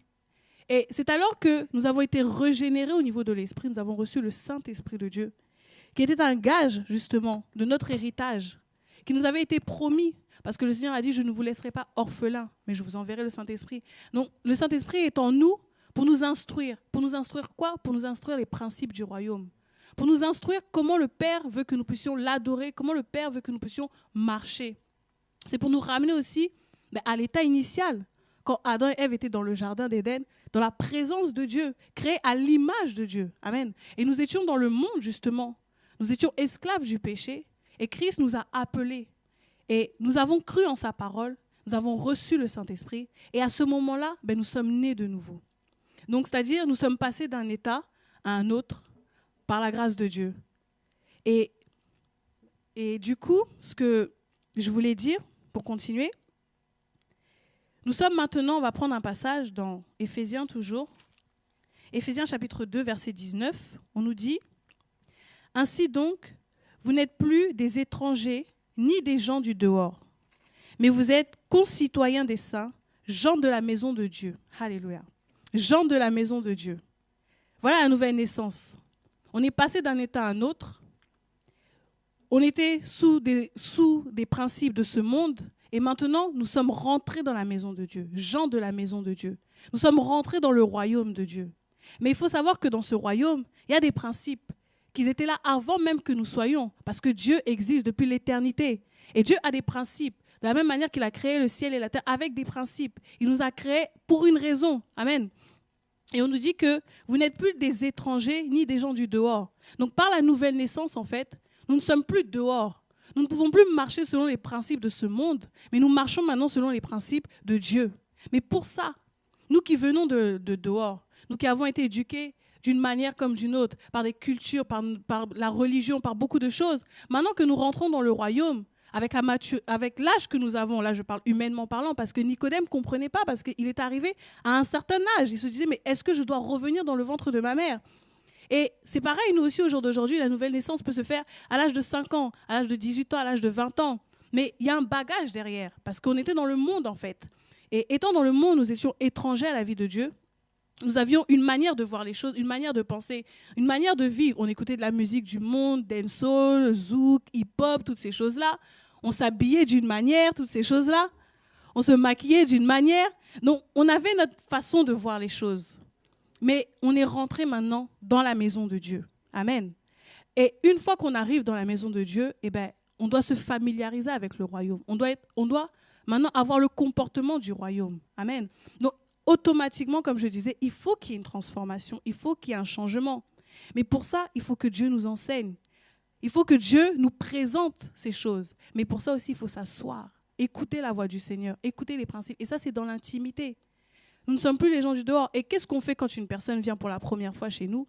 La première chose qu'on fait, c'est on lui fait visiter en fait la maison pour que la personne se familiarise, comprenne en fait, voilà, Là, c'est le salon, là, c'est la chambre, pour que la personne se sente comme chez elle. Et aussi, on lui explique comment ça fonctionne à la maison, comment les choses sont. Et le Père fait pareil, en fait, avec nous. Pour pas que nous puissions courir juste pour courir ou utiliser des choses, voilà, des ustensiles qui nous donnent des dons, des grâces, tout ça, mais sans comprendre, en fait, d'où ça vient, pourquoi ça est là et qu'est-ce qu'on doit faire avec ça. Et c'est quoi le plus important, en fait, dans ce royaume. Amen. Un autre passage encore, toujours Éphésiens 2, au verset 1 maintenant, il dit « Vous étiez morts par vos offenses et par vos péchés, dans lesquels vous marchez autrefois, selon le train de ce monde. » Comme je disais, selon le train de ce monde. Selon le principe de la puissance de l'air, de l'esprit qui agit maintenant dans les fils de la rébellion. Nous tous aussi, nous étions de leur nombre et nous vivions autrefois selon les convoitises de notre chair. Nous aussi, nous étions de leur nombre. Nous aussi, nous étions dans le monde. Et nous vivions selon le train de ce monde. Et autrefois, selon les convoitises de notre chair, accomplissant les volontés de la chair et de nos pensées. Et nous étions par nature des enfants de colère comme les autres. Mais Dieu, qui est riche en miséricorde, à cause du grand amour dont il nous a aimés, nous qui étions morts par nos offenses, nous a rendus vivants avec Christ. C'est par sa grâce que vous êtes sauvés. Il nous a ressuscités ensemble et il nous a fait asseoir ensemble dans les lieux célestes en Jésus-Christ. Amen. Donc, dans cette nouvelle naissance, nous sommes passés des ténèbres à la lumière. Nous sommes assis dans les lieux célestes avec le Seigneur. Donc, notre vision, elle est en haut. Elle n'est plus en bas. Nous marchions selon le train de ce monde, selon les choses que le monde nous présentait. Mais maintenant que nous sommes rentrés dans le royaume du Seigneur, nous sommes devenus gens de la maison de Dieu, et bien maintenant, nous devons marcher avec la vision du royaume, avec les principes du royaume, avec le caractère du royaume. Et c'est là que ça fait que on doit être façonné. Pourquoi être façonné? Pourquoi, comme tu disais, le caractère de Christ, c'est important? Parce que nous avions un caractère. Et Jésus, aujourd'hui, veut transformer ce caractère-là et nous rendre semblables à l'image de son Fils. L'une des visions du Seigneur, une volonté du Seigneur, c'est qu'il veut que nous soyons à l'image de son Fils. Qu'on revienne, en fait, vraiment à Genèse, au commencement. Dieu nous prend des ténèbres, il nous prend de l'Égypte et il nous façonne, en fait, pour que nous puissions maintenant être à l'image de son Fils, pour que nous puissions lui être agréables et pour qu'il vienne nous chercher, en fait, conformément à sa parole. Amen. Et je disais que ce n'est pas possible qu'on vive la nouvelle naissance et qu'il n'y ait pas de changement. Ce n'est pas possible, à moins que vraiment on ne prenne pas le temps, en fait, de laisser Dieu nous travailler. On peut avoir des faiblesses, tout ça, mais Dieu fait un travail en nous. Et effectivement, la nouvelle naissance, on est un bébé, mais Dieu nous emmène à la maturité. Comme tu avais pris tout à l'heure ce passage, Philippe, Dieu veut que nous grandissions, en fait. Or, un enfant ne manque de connaissances, en fait. Un enfant, il est ignorant du royaume, ignorant du principe. Bien qu'il soit dans le royaume, mais parce qu'il est enfant, il est ignorant. Et je sais qu'il y a un passage qui nous parle aussi de ça. Et ça fait que il peut être influencé facilement. Et beaucoup de chrétiens, en fait, justement, manquent de maturité, même chez nous, la jeunesse. Et ça fait qu'on est séduit par les choses de ce monde. On repart, en fait, encore dans les choses de ce monde, alors que normalement, nous sommes nés de nouveau. Alors que normalement, nous avons quitté ce monde. De manière spirituelle, nous avons quitté ce monde. Mais on revient encore à ces choses parce qu'on ne saisit pas notre identité, parce qu'on ne se laisse pas instruire par le Seigneur. On ne se laisse pas façonner par le Seigneur. Et ça, c'est important. Et si on ne se laisse pas façonner, la chair, elle sera encore là, elle sera encore manifeste. Or, la chair, c'est la terre, c'est le monde. La chair connaît que les principes du monde. Et ça fait que si on ne se laisse pas façonner par le Seigneur, on va reproduire encore les choses du monde. Et c'est pour ça qu'on voit encore au jour d'aujourd'hui, beaucoup ne sont pas façonnés et ils ramènent le monde, en fait, dans l'église. Ils ramènent le monde vraiment dans je ne parle pas de l'église bâtiment, mais même dans les vies, en fait. Il y a encore le monde. Et chacun se justifie, se dire, mais non, c'est comme ça, mais non, Dieu regarde les cœurs, voilà, toutes ces choses-là. Mais on reflète aussi notre intérieur, en fait. Et si vraiment le monde est encore là, malheureusement, on passe à côté. On passe à côté. Et je vais prendre un passage aussi. En fait, je reviens sur tes pas, vraiment de ce que tu disais tout à l'heure. Naître de nouveau, voilà, c'est passer d'un état à un autre, c'est entrer dans la maison de Dieu. Et maintenant, ce que je veux aussi dire, c'est l'intimité. Parce qu'on arrive dans le royaume et il y a des principes. Et par rapport à ces principes, ben maintenant, il faut les connaître. Or, pour les connaître, il faut être au pied du Seigneur. Et on va prendre Luc. En fait, c'est ce que tu disais tout à l'heure, c'est pour ça que je rigolais, c'était par rapport à Marie et Marthe. Luc chapitre 10, à partir du verset 38, je vais lire. Comme Jésus était en chemin avec ses disciples, il entra dans un village et une femme nommée Marthe le reçut dans sa maison. Elle avait une sœur nommée Marie qui, s'étant assise aux pieds du Seigneur, écoutait sa parole. Marthe, occupée à divers soins domestiques, survint et dit : « Seigneur, cela ne te fait-il rien que ma sœur me laisse seule pour servir ? Dis-lui donc de m'aider. » Le Seigneur lui répondit : « Marthe, Marthe, tu t'inquiètes et tu t'agites pour beaucoup de choses. Une seule chose est nécessaire. Marie a choisi la bonne part qui ne lui sera point ôtée. » Amen. Là, on a deux types de chrétiens, si je peux dire ça comme ça. Deux types de personnes vraiment qui ont suivi Jésus, qui ont reçu le Seigneur. On dit que Jésus est rentré en fait dans la maison de Marthe et dans la maison aussi de Marie. C'était la même maison, mais on peut prendre aussi l'image de deux chrétiens où le Seigneur est en eux en fait, parce que nous sommes la maison de Christ. Amen. Mais on verra que ces deux personnes avaient une relation différente en fait avec le Seigneur, avaient une marche différente en fait avec le Seigneur. Et je vais d'abord sauter Marie, je vais prendre Marthe. Au verset 40, on nous dit que Marthe, occupée à divers soins domestiques, survint et dit au Seigneur : « Cela ne te fait-il rien que ma sœur me laisse seule pour servir ? Dis-lui donc de m'aider. » Le Seigneur lui répondit : « Marthe, Marthe, tu t'inquiètes et tu t'agites pour beaucoup de choses. » Donc là, on voit en fait Marthe qui était occupée en fait à divers soins domestiques. Et on sait que domestique, là, c'est vraiment le service en fait. Elle a reçu le Seigneur dans sa vie et on voit qu'à aucun moment dans ce passage, Jésus lui demande de le servir. Et pourtant, ce que Marthe a fait, ce n'était pas quelque chose de mal en fait, d'aller servir le Seigneur. En quoi c'était mal ? Peut-être que le Seigneur avait soif, peut-être qu'il a beaucoup marché avant d'arriver en Béthanie. On ne sait pas. Il n'y avait rien de mal dans tout ça. Mais la question était de savoir, est-ce qu'elle faisait ce que Dieu lui avait demandé de faire ? Or, on voit qu'à aucun moment, le Seigneur a dit : « Marthe, voilà, sers-moi ou j'ai besoin d'eau ou quoi que ce soit. » Et pourtant, elle pensait bien faire, mais elle ne connaissait pas les principes du royaume. Elle ne connaissait pas ce que Dieu voulait vraiment. Donc, elle a fait les choses par elle-même. Et beaucoup, en fait, tombent aussi dans ce piège. On veut plaire au Seigneur. Et même dans cette nouvelle naissance, dans cette marche chrétienne, je sais qu'en ayant un cœur sincère, nous voulons plaire au Seigneur. Nous voulons plaire au Seigneur. Mais maintenant, pour plaire au Seigneur, Dieu ne prend que ce qui est à lui, en fait. Et pour ça, il faut connaître, en fait, ce que lui, il attend de nous. Ce que lui, il veut pour nous. Et malheureusement, Marthe, en fait, elle pensait bien faire, mais malheureusement, son cœur n'avait pas été travaillé, comme tu parlais tout à l'heure du cœur. Pourquoi ? Parce que malgré ce qu'elle faisait pour le Seigneur, qui était bien, elle murmurait quand même dans son cœur. Donc, c'est-à-dire qu'elle faisait les choses selon elle, mais le cœur n'y était pas réellement. Et il n'y avait pas une transformation aussi. Parce que normalement, si tu sers le Seigneur, quand il y a cette connexion avec le Seigneur, tu n'as pas à murmurer. Tu n'as pas à murmurer parce que tu sais que c'est Dieu qui t'a demandé cela et t'a donné la capacité et t'a transformé aussi pour ça. Et on voit que, pour moi, comme je vois le début du verset 38, que Jésus est rentré dans leur maison, chacun a reçu, ils l'ont reçu en même temps en fait. Vu qu'ils habitent ensemble, ils ont reçu Jésus en même temps.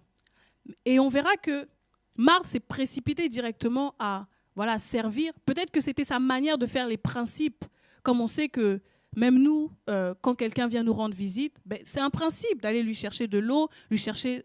Voilà. Mais c'est des principes qui viennent des choses qu'on nous a déjà inculquées. Ce n'est pas des choses que Dieu nous a demandé de faire directement. Or, on verra que Marie, en fait, qu'est-ce qu'elle a fait ? Elle s'est assise au pied du Seigneur. La première chose qu'elle a fait, c'est s'asseoir auprès du Seigneur, connaître le cœur du Seigneur et être transformée par le Seigneur. Et on voit vraiment au verset 39, elle avait une sœur nommée Marie qui s'étant assise au pied du Seigneur, écoutait sa parole. Écouter la parole du Seigneur. Parce que dans cette nouvelle naissance, on ne connaît rien en fait. Il n'y a que le Saint-Esprit vraiment qui peut nous instruire, nous dire ce que nous devons faire, où nous devons aller et aussi changer notre cœur. Et justement, elle, la première chose qu'elle a fait, c'est s'asseoir au pied du Seigneur. On a tous fait cette erreur, on a couru, mais en fait, au final, on a commencé nous-mêmes à murmurer et à s'essouffler. Se dire, mais Seigneur, ah, mais c'est pas facile, la vie chrétienne. Ah ouais, mais parce qu'on n'avait pas saisi ce qui était le plus important, c'est d'être changé. Effectivement, si tu sers Dieu et que ton cœur n'est pas transformé, ben, tu vas finir par murmurer. Si tu sers Dieu et ton cœur n'est pas transformé, tu vas faire des dégâts. Le caractère peut-être va blesser des gens ou ton comportement même. Beaucoup, ben, ils servent le Seigneur, mais on voit qu'ils ne dégagent pas la sainteté de Dieu. Mais il faut prendre du temps avec le Seigneur pour vraiment vivre cette sainteté, être convaincu du péché, toutes ces choses-là. Et elle a pris le temps vraiment de s'asseoir au pied du Seigneur, d'écouter sa parole. Et au verset 42, c'est ce qui m'a le plus touchée. Il a dit, une seule chose est nécessaire. Marie a choisi la bonne part qui ne lui sera point ôtée. Une seule chose est nécessaire, c'est d'écouter l'instruction, d'écouter la parole du Seigneur, de savoir qu'est-ce que Dieu attend de nous et de travailler aussi notre cœur. C'est dans l'intimité en fait que Dieu travaille le cœur. Pourquoi ? Parce qu'à la nouvelle naissance, la première chose qui est régénérée, c'est l'esprit. L'esprit est régénéré. Nous sommes en connexion avec le Saint-Esprit de Dieu. C'est par l'esprit que nous prions, c'est par l'esprit que nous manifestons les dons de l'esprit, toutes ces choses-là. Le corps ne sert de rien à la nouvelle naissance parce que nous savons que de toute façon, ce corps n'est que poussière et qui retournera à la poussière. Amen. Mais l'homme est composé du corps, de l'âme et de l'esprit. Amen. Et comme je disais, le corps ne sert de rien. À l'enlèvement, nous savons que nous allons revêtir un corps glorieux. L'esprit est régénéré et renouvelé. Nous retrouvons cette intimité avec Dieu. Mais maintenant, l'âme. L'âme où il y a le siège des émotions. L'âme où il y a les passions de la jeunesse. L'âme où il y a les passions vraiment de ce monde.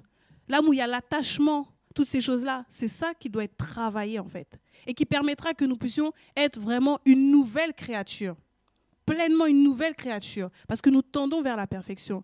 Et nous devons laisser Dieu en fait travailler notre âme, travailler notre cœur. Sinon, nous allons reproduire les choses du monde. Nous allons les reproduire dans notre marche chrétienne. Nous allons les reproduire. Nos caractères, nous allons reproduire si nous ne laissons pas Dieu nous façonner en fait. Et c'est pour ça que beaucoup aussi peuvent se poser la question, mais je suis né de nouveau depuis, j'ai donné ma vie au Seigneur, mais comment ça se fait ? Il y a toujours la colère, il y a toujours la haine, il y a toujours ces choses-là, parce qu'on n'a pas peut-être à un moment donné laissé Dieu en fait travailler vraiment pour avoir le caractère de Christ, être à l'image de Dieu. On n'a pas laissé Dieu travailler nos cœurs pour pouvoir vraiment le servir comme il faut, pour pouvoir refléter vraiment cette nouvelle naissance, c'est-à-dire qu'on nous voit et on voit cette sainteté. Et c'est pour ça que je ne comprends pas comment certains peuvent justifier en fait le monde dans l'église. Écouter, être encore dans le monde, écouter la musique du monde, toutes ces choses-là. Voilà, voilà, les piercings, les tatouages, toutes ces choses-là. Et même comme on voit au jour d'aujourd'hui, hein, même au milieu même de l'église, le bâtiment, pardon, voilà, écouter encore des musiques chrétiennes, dancehall, des musiques chrétiennes, zou. En fait, on ramène le monde parce que le cœur n'est pas totalement transformé, en fait. Le cœur n'est pas totalement transformé. Et c'est vraiment pas pour condamner, mais c'est pour que nous puissions saisir, en fait, la pensée du Seigneur, que Dieu vraiment veut nous transformer. Il nous a pris des ténèbres à la lumière. Et cette nouvelle naissance, c'est vraiment parce que nous avons suivi Jésus. Nous avons reconnu qu'en nous, il n'y avait rien de bon. Nous avons reconnu que dans le monde dans lequel nous étions, dans lequel nous marchions, n'était pas vraiment ce qui était essentiel pour nous. Ce n'était pas bon pour nous, en fait. Et par rapport à ça, nous avons suivi le Seigneur. Alors, une fois que nous suivons le Seigneur, nous devons vraiment nous dépouiller, le laisser travailler. Parce que si les choses dans le monde étaient bonnes, on serait resté. Si les choses qu'on avait dans le monde étaient bonnes, on serait resté. Mais si nous avons suivi Jésus, c'est parce que nous avons reconnu qu'il est la lumière du monde qui éclaire tous les hommes qui sont dans les ténèbres. Et par la nouvelle naissance, maintenant, il faut laisser Dieu travailler nos cœurs et vivre vraiment le changement de Dieu. Le changement. Nous sommes gens de la maison de Dieu. Et ça, c'est magnifique, quoi. Donc voilà. Amen. Il y a quelqu'un en ligne, je pense.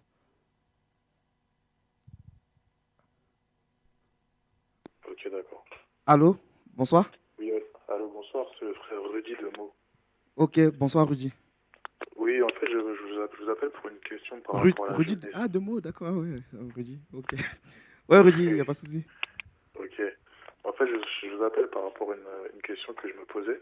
Par rapport aux jeunes convertis qui souvent manifestent le zèle, en fait. Et j'aurais aimé savoir, souvent, ils veulent aller plus vite que la musique. Ouais. Et des fois, on peut les conseiller, on peut leur dire de faire doucement. Soit ils nous écoutent, ou soit ils nous écoutent pas. Mhm. Donc, est-ce que dans ces cas-là, est-ce qu'on peut prier, on continue à prier pour eux, ou on les laisse et que Dieu les garde, en fait? En fait, le Je me truc, pose c'est... cette question. après, je dirais que la sagesse veut aussi, pour ne pas les frustrer, de laisser. D'accord. Tu sais, quand tu donnes des conseils, après, il y a des personnes qui seront là qui ne veulent pas écouter. Après, tu n'as pas forcément à les forcer parce que sinon, ils peuvent considérer ta parole en fait comme une attaque. Bien que toi, tu veux faire le bien, hein, mais ils peuvent considérer ton conseil comme une attaque, comme une réprimande ou comme quelque chose de méchant. Donc, la chose à faire, c'est quoi? C'est que tu conseilles et puis tu pries. Et tu verras que le jour où ils vont se brûler les ailes, ben, ils reviendront. Ils reviendront et puis je pense que ça sera une bonne leçon d'humilité. Et s'ils sont de Dieu, s'ils sont de Dieu, ils reviendront réellement. Mais après, si le zèle était vraiment... s'il n'y avait pas de sincérité, c'était pour démontrer, ben, ils vont s'endurcir dans le mal et puis tu verras que au bout de même pas un an, ça repart dans le monde. Hein. Donc D'accord, ok. après, faut pas te prendre la tête. Tu sais, faut pas se prendre la tête. Ok. Parce que moi, je me Donc, souviens, moi, on a souffert au début, on s'est tellement pris la tête, on a tellement voulu avoir plus d'amour que Dieu qu'on s'est rendu compte en fait que voilà, quoi, Dieu n'était pas dedans. Et puis voilà, c'est une perte de. Après, pour certains, c'est une perte de temps. Mais toi, je ne vais pas tout généraliser, c'est vrai. Mais tu donnes le conseil et puis tu pries. Toi, tu avances. C'est tout. D'accord. Ok, ça marche. Voilà. Ok. Ok, bah, je te remercie alors. Merci. À toi. Bonne soirée, au revoir. Bonne soirée, merci. Donc c'est ça, Marthe et Marie, c'est fort, ça. Hein. C'est que le Seigneur nous aide à être vraiment comme des maris, quoi. Et puis, tu as pris des passages quand même qui sont forts dans Éphésiens, dans Éphésiens 1,13, qu'on nous dit que vous voyez, Dieu nous a acquis. Donc, ça veut dire qu'en tant qu'enfant né de nouveau, tu appartiens à Dieu. Tu es à Dieu. Donc, ça veut dire que, comme bien même tu peux avoir toutes les attaques, Satan peut se lever, tout ça, tu appartiens à Dieu. Je vois mal une personne à qui quelque chose lui appartient, laisser la chose comme ça et être pris par n'importe qui. Mais non. Non, non. Et il y avait un autre passage qui disait que dans Éphésiens 2, où nous étions morts par nos offenses. Et vous savez, lorsque nous parlons de nouvelle naissance aussi, on y voit aussi la résurrection. Vous savez, un enfant né de nouveau, c'est une personne qui a expérimenté la puissance de la résurrection. Frère, donc ça veut dire que la vie de Dieu, comme on le disait tout à l'heure, en fait, la vie de Dieu se manifeste sans problème. Et puis un autre mot que tu as dit, c'est s'adapter. Un enfant de Dieu doit s'adapter à son environnement. Et notre environnement à nous, c'est quoi? C'est la maison de Dieu. C'est-à-dire qu'en tant qu'enfant de Dieu, là, né de nouveau, tu dois t'adapter aux choses d'en haut, à la discipline que Dieu te donne. Et voilà, tu dois te soumettre à Dieu, c'est tout. Et que Dieu nous aide vraiment à saisir, à comprendre. Et comme on le disait, hein, le but, ce n'est pas vraiment de casser. On n'est pas là pour ça. Vous savez, le plus important, c'est qu'on soit sauvé. Mais il faut que nous puissions, vous savez, revenir à la base, au lait. Parce que trop longtemps, on a voulu chercher des choses dures. On a voulu chercher, comme j'aime souvent le dire avec un frère, hein, on a voulu chercher le charal, quoi. Alors qu'il n'y a pas forcément les dents. Et je vous assure, frère, la viande, là, s'il n'y a pas les dents, là, tu t'étouffes. Hein. Donc, il faut revenir à des choses, voilà, le lait, la bouillie, la purée. En Christ, c'est pas mal, ça ne tue pas. Et franchement, c'est vraiment un cri que j'ai de mon cœur. Pourquoi? Parce que je sais ce que c'est la jeunesse. C'est pas par orgueil que je dis ça, mais vous savez, on a grandi sous l'onction, les manifestations, toutes ces choses. Et au fond, là, ça ne nous a pas forcément changé. Et le plus important, là, c'est Christ, c'est sa vie, sa sainteté. Je vous assure, croyez-moi, c'est ça. Mais quand tu vas manifester l'onction, tu vas souffler, l'autre va tomber, tout ça. Et après, concrètement, et après. C'est ça, c'est souvent c'est ça, hein, devant les frères et sœurs, on est là, ouais, mais quand tu es seul dans ta chambre, là, on ne sait pas ce que tu fais. Hein. Ça regarde autre chose, alors que devant les frères, c'est sain et ça touche autre chose. Tout ça, il faut la crainte de Dieu quand même, un tout petit peu. C'est vraiment un cri pour susciter le réveil dans les cœurs, pour dire non, non. On peut être jeune, mais la jeunesse n'est pas que synonyme d'immaturité, mais non. On peut être jeune et marquer la différence. Tu peux être jeune et refléter Christ, la gloire de Dieu. Et moi, je suis fatigué que les jeunes soient tout le temps allumés. Et c'est aussi normal parce que les jeunes aussi donne cette occasion de pouvoir se faire allumer. Donc, quand tu vois des chanteuses, tout ça, avec des décolletés, tout ça, des piercings partout, tout ça, quand tu vois des jeunes, des vrais stars avec leur boucle d'oreille, tu te dis, mais frère, mais montrons le modèle. Nous ne soyons plus esclaves du monde. Jésus est venu pour nous délivrer du monde. Donc sortons de toutes ces choses, sortons de Babylone, sortons de tous ces jougs que les hommes ont mis sur nous, que les hommes ont fait, sortons de toutes ces dénominations, de toutes ces fréquentations paganisées, tout ça là. Marchons avec ceux qui craignent Dieu, marchons avec ceux qui invoquent Dieu d'un cœur sincère. Fuyons les passions de la jeunesse, tous ces convoitises, tout ça là. Fuyons tout ça, fuyons le mal, fuyons le péché, fuyons tout ça. Voilà, c'est ça. Soyons fiers du royaume. Soyons fiers d'appartenir au Seigneur Jésus. Amen. C'est ça surtout. Amen.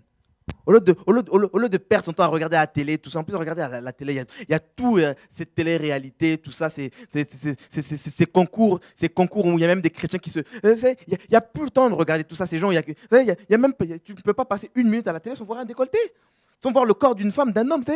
Fuyons tout ça, fuyons toute cette dépravation, tout ça là. Soyons de ceux qui montent à la montagne pour rechercher les choses d'en haut et pour pouvoir bâtir les choses d'en haut sur la terre. Bien sûr, les choses selon Dieu, hein, je parle pas de bâtir un royaume à la... Non. Voilà, c'est ça le message. Arrêtons un peu avec le monde, tout ça. C'est vraiment craignons Dieu, accrochons-nous, c'est possible. C'est possible de tenir. Si tu as vu d'autres tomber, sache qu'il y en a d'autres qui ne tombent pas aussi. C'est possible. Frère, sinon Dieu ne serait pas juste. Seigneur, pourquoi tout le monde tombe et pourquoi tout le monde tombe? Où sont les hommes là qui ne tombent plus? Qui ne tombent pas, frère, il y en a, ça existe encore. Frère, moi je crois en la Bible, je crois en mon Dieu. Parce que dans ce cas-là, comme je disais, Dieu ne serait pas juste. Seigneur, il y a tout le monde qui tombe. Dans ce cas-là, tu es encore Dieu? Qu'est-ce qui se passe? Donc voilà, accrochons-nous et prenons courage. Ensemble, main dans la main, prions les uns pour les autres. Soutenons-nous, voilà, prions, voilà, gémissons, voilà, encourageons-nous par des SMS, des messages, des mails, je ne sais pas, encourageons-nous, voilà, fortifions-nous encore. Et puis voilà, faisons l'œuvre de Dieu telle que lui, il veut que nous puissions la faire. Et non pas selon nos motivations, parce que voilà, on peut avoir des bonnes intentions, mais nos bonnes intentions ne sont pas forcément les bonnes aussi. Ça, il ne faut jamais l'oublier. On ne peut pas faire les choses de Dieu avec nos méthodes, avec nos. Vous savez, Dieu reconnaît, comme Chancelier le disait, Dieu reconnaît ce qui lui appartient. Donc on ne peut pas prendre un feu étranger pour le mettre dans le temple. Mais non. Parce que dans ce cas-là, c'est le jugement qui va tomber. Donc craignons Dieu, accrochons-nous. Et puis, Philippe, donc toi, ça fait longtemps que je n'ai pas entendu. Là, Chancelier a assez lâché. On la laisse tomber. Et toi, alors, vous avez dit beaucoup de choses déjà. Je pense que Arwan t'a déjà dit pas mal de choses sur cette vidéo. Derrière a dit pas mal de choses aussi. Du coup, je ne vais pas trop parler juste pour parler non plus. Je pense que l'essentiel a été dit déjà. Et voilà, donc les choses à retenir, surtout voilà, rester en position assise, être assis au pied du Seigneur. C'est vraiment des choses, même pendant que vous parlez, qui me revenaient aussi. Il y a plusieurs passages qui me revenaient par rapport à ça. Mais voilà, cette position assise, ce que je peux dire, c'est que cette position assise, c'est une position que doit adopter tout chrétien en fait, dans sa vie. Parce qu'on n'oublions pas que nous sommes dans une armée, dans l'armée de Christ. Et lorsqu'on est dans une armée, on n'agit pas seul. On dépend d'un commandement. C'est-à-dire que, et ce commandement dans cette armée-là, c'est Dieu lui-même. C'est-à-dire qu'avant d'agir, avant d'aller en mission, il faut venir au pied de ce commandant-là, attendre ses ordres pour pouvoir agir efficacement. Si on y va tout seul, on se fera tuer. On ne peut pas se disperser. Il doit y avoir de l'ordre, une organisation qui est faite. Et une fois que cet ordre, cette organisation est faite, Dieu peut agir correctement avec nous. Voilà pourquoi on voit beaucoup de personnes comme Marthe qui bougent partout, qui ont un zèle, qui bougent partout, ils veulent tout le temps activité. Ils n'en écoutent même plus les ordres, les commandements. Ils veulent faire des choses pour Dieu, mais ils les font sans Dieu. C'est ça le problème. Or, étant chrétien, il faut faire les choses pour Dieu, avec Dieu, et voilà, en Dieu, en toute chose. Christ doit être au centre tout le temps. Et voilà pourquoi ces personnes-là, à un moment donné, vont s'essouffler. Quand tu cours tout le temps, tu recherches des choses vaines, comme pouvait dire Herman tout à l'heure, voilà, courir après la masse, après le mouvement, au lieu de courir après la source. Voilà, beaucoup de personnes font ça et se fatiguent au final. Et voilà, ces personnes-là qui étaient chaudes à un moment donné, qui vont se refroidir, qui vont devenir tièdes et qui au final risquent d'être vomies. Pour qu'une une chose soit tiède, parce que voilà, la parole nous dit que voilà, pourvu que tu sois chaud ou bouillant, pourvu que tu sois bouillant ou que tu sois froid, plutôt que tu sois simplement tiède, parce que tu seras vomi. Et or, pour qu'un plat soit tiède, il faut au préalable qu'il ait été réchauffé. C'est-à-dire que ces personnes qui seront tièdes sont des personnes qui, à un moment donné, avaient un zèle. Ils étaient actifs dans leurs actions. Mais à un moment donné, pourquoi? Qu'est-ce qui s'est passé? Ils ont été refroidis et ils se stagnent ici. Ils sont découragés, ils ne comprennent plus. Et ils se posent des questions comme Marthe. Seigneur, tu vois pas moi tout ce que je fais pour toi, tout ce que je fais pour toi. Et regarde ma sœur, ce qu'elle fait. Elle fait rien. Pourquoi? Qu'est-ce qui se passe? Comment ça se fait que je bouge partout comme ça, mais pourtant je ne progresse pas avec toi? Comment ça se fait que je bouge partout, mais je ne vois plus ta gloire? Comment ça se fait que je bouge partout, les autres sont là, on ne les voit presque pas, mais eux, ils progressent et moi, je suis toujours là? Pourquoi? Parce qu'ils ont saisi la bonne part. Parce que tout simplement, ils écoutent, comme disait Herman, ils écoutent ce que Dieu leur dit, ce que le commandant leur dit pour mieux agir et pour éviter de se prendre des flèches bêtement, excusez-moi du mot. Et par rapport à tout ça aussi, vous verrez que ces personnes-là, à un moment donné, voilà, vont chercher voilà, comme ils voient qu'ils n'obtiennent rien en agissant eux-mêmes, voilà, ils vont s'allier avec d'autres jeunes, avec d'autres personnes, et ils vont commencer à se nominer eux-mêmes pour faire des choses pour Dieu, à se lancer voilà, des invitations comme ça pour du n'importe quoi, que du n'importe quoi. Et c'est vraiment ça le problème. La jeunesse n'aime plus écouter, s'asseoir pour écouter. Vous savez, lorsque le monde nous enseigne certaines choses parfois, lorsqu'on observe le monde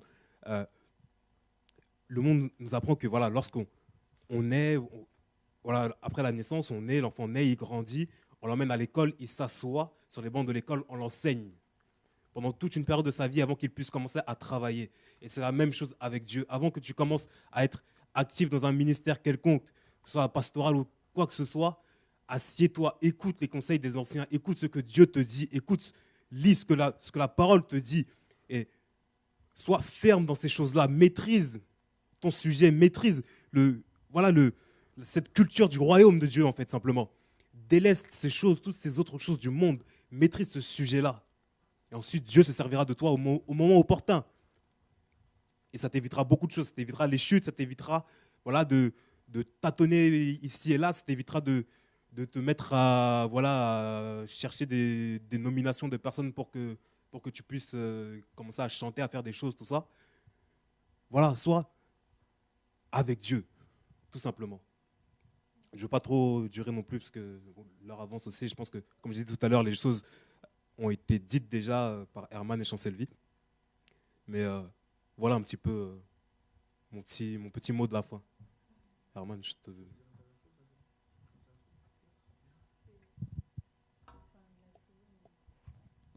Non, en fait, c'était vraiment... ces choses sont vraiment dites dans l'amour, en fait. Et je bénis le Seigneur parce que Dieu est vraiment en train de faire un travail vu qu'il revient bientôt. Et il veut vraiment qu'on revienne à ses principes pour que nous puissions être prêts, que nous ne soyons pas surpris, en fait, à son retour. Et vraiment, je sens dans mon cœur vraiment l'amour du Seigneur. Dieu nous aime vraiment et il veut faire quelque chose aussi avec nous, les jeunes. Et ça, il ne faut pas qu'on oublie, en fait. Il peut être dur, mais Dieu châtie celui qu'il aime. Et c'est un père qui châtie ses enfants, mais pour que nous ayons part à sa sainteté. Et ça, c'est trop fort. Et du coup, il est temps vraiment que nous puissions nous réveiller, réaliser que nous sommes une armée, réaliser que voilà, on est jeune, mais on peut servir le Seigneur. On est jeune, mais c'est possible de se sanctifier, de se mettre à part. Marchons vraiment par l'Esprit, par l'Esprit. Et l'Esprit ne copie pas le monde. L'Esprit ne copie pas le monde. L'Esprit ne copie pas le monde. Et voilà, même si on peut être rejeté, on peut être incompris, toutes ces choses-là, ayons les regards vraiment fixés vers le Seigneur. Et attachons-nous vraiment à ce que Dieu nous a dit, dans le secret, dans l'intimité, dans les instructions, les enseignements qu'on peut recevoir par les ministères qui peuvent mettre autour de nous pour le perfectionnement des saints. Tout ça, là, c'est des choses qu'on a vraiment besoin pour avancer vraiment avec le Seigneur et vraiment être rempli de sa sagesse. Donc, on doit vraiment être au pied du Seigneur et saisir que ce message, je bénis le Seigneur, vraiment, c'est vraiment pour nous rappeler encore à l'ordre d'aimer aussi le Seigneur, d'être passionné du Seigneur, vraiment d'être passionné pour le Seigneur. Donc, voilà ce que... Amen. En tout cas, que le Seigneur soit béni, mais je remercie Dieu pour tout ce qu'il permet pour sa parole. Et pour ceux qui pourront, parce que le temps presse, de méditer quand même Colossiens 3, le chapitre 3 qui résume parfaitement ce qui a été dit. Et ne jamais oublier que, vous savez, le service pour Dieu, là, avant l'action, c'est d'abord le positionnement. Ça, c'est un truc, une fois que tu comprends ça, là, tu peux mieux foncer avec le Seigneur comme une belle flèche. Et en tout cas, je nous encourage à persévérer avec le Seigneur. Pour ceux qui pourront, samedi, nous sommes ensemble ici à Évry, donc 24 rue Charles Fourier, pour la réunion de réveil à partir de 16h. Donc, si vous pouvez, pour ceux qui peuvent, de venir plus tôt, parce que déjà dès 14h, déjà les chaises sont prises. Et pour le reste, on s'attend au Seigneur et puis prions les uns pour les autres. Soutenons-nous, soutenons nos frères aussi dans les nations qui en ont besoin. Et puis que la vérité puisse réellement éclater et que Dieu puisse se glorifier encore dans les nations au nom de Jésus-Christ. Amen.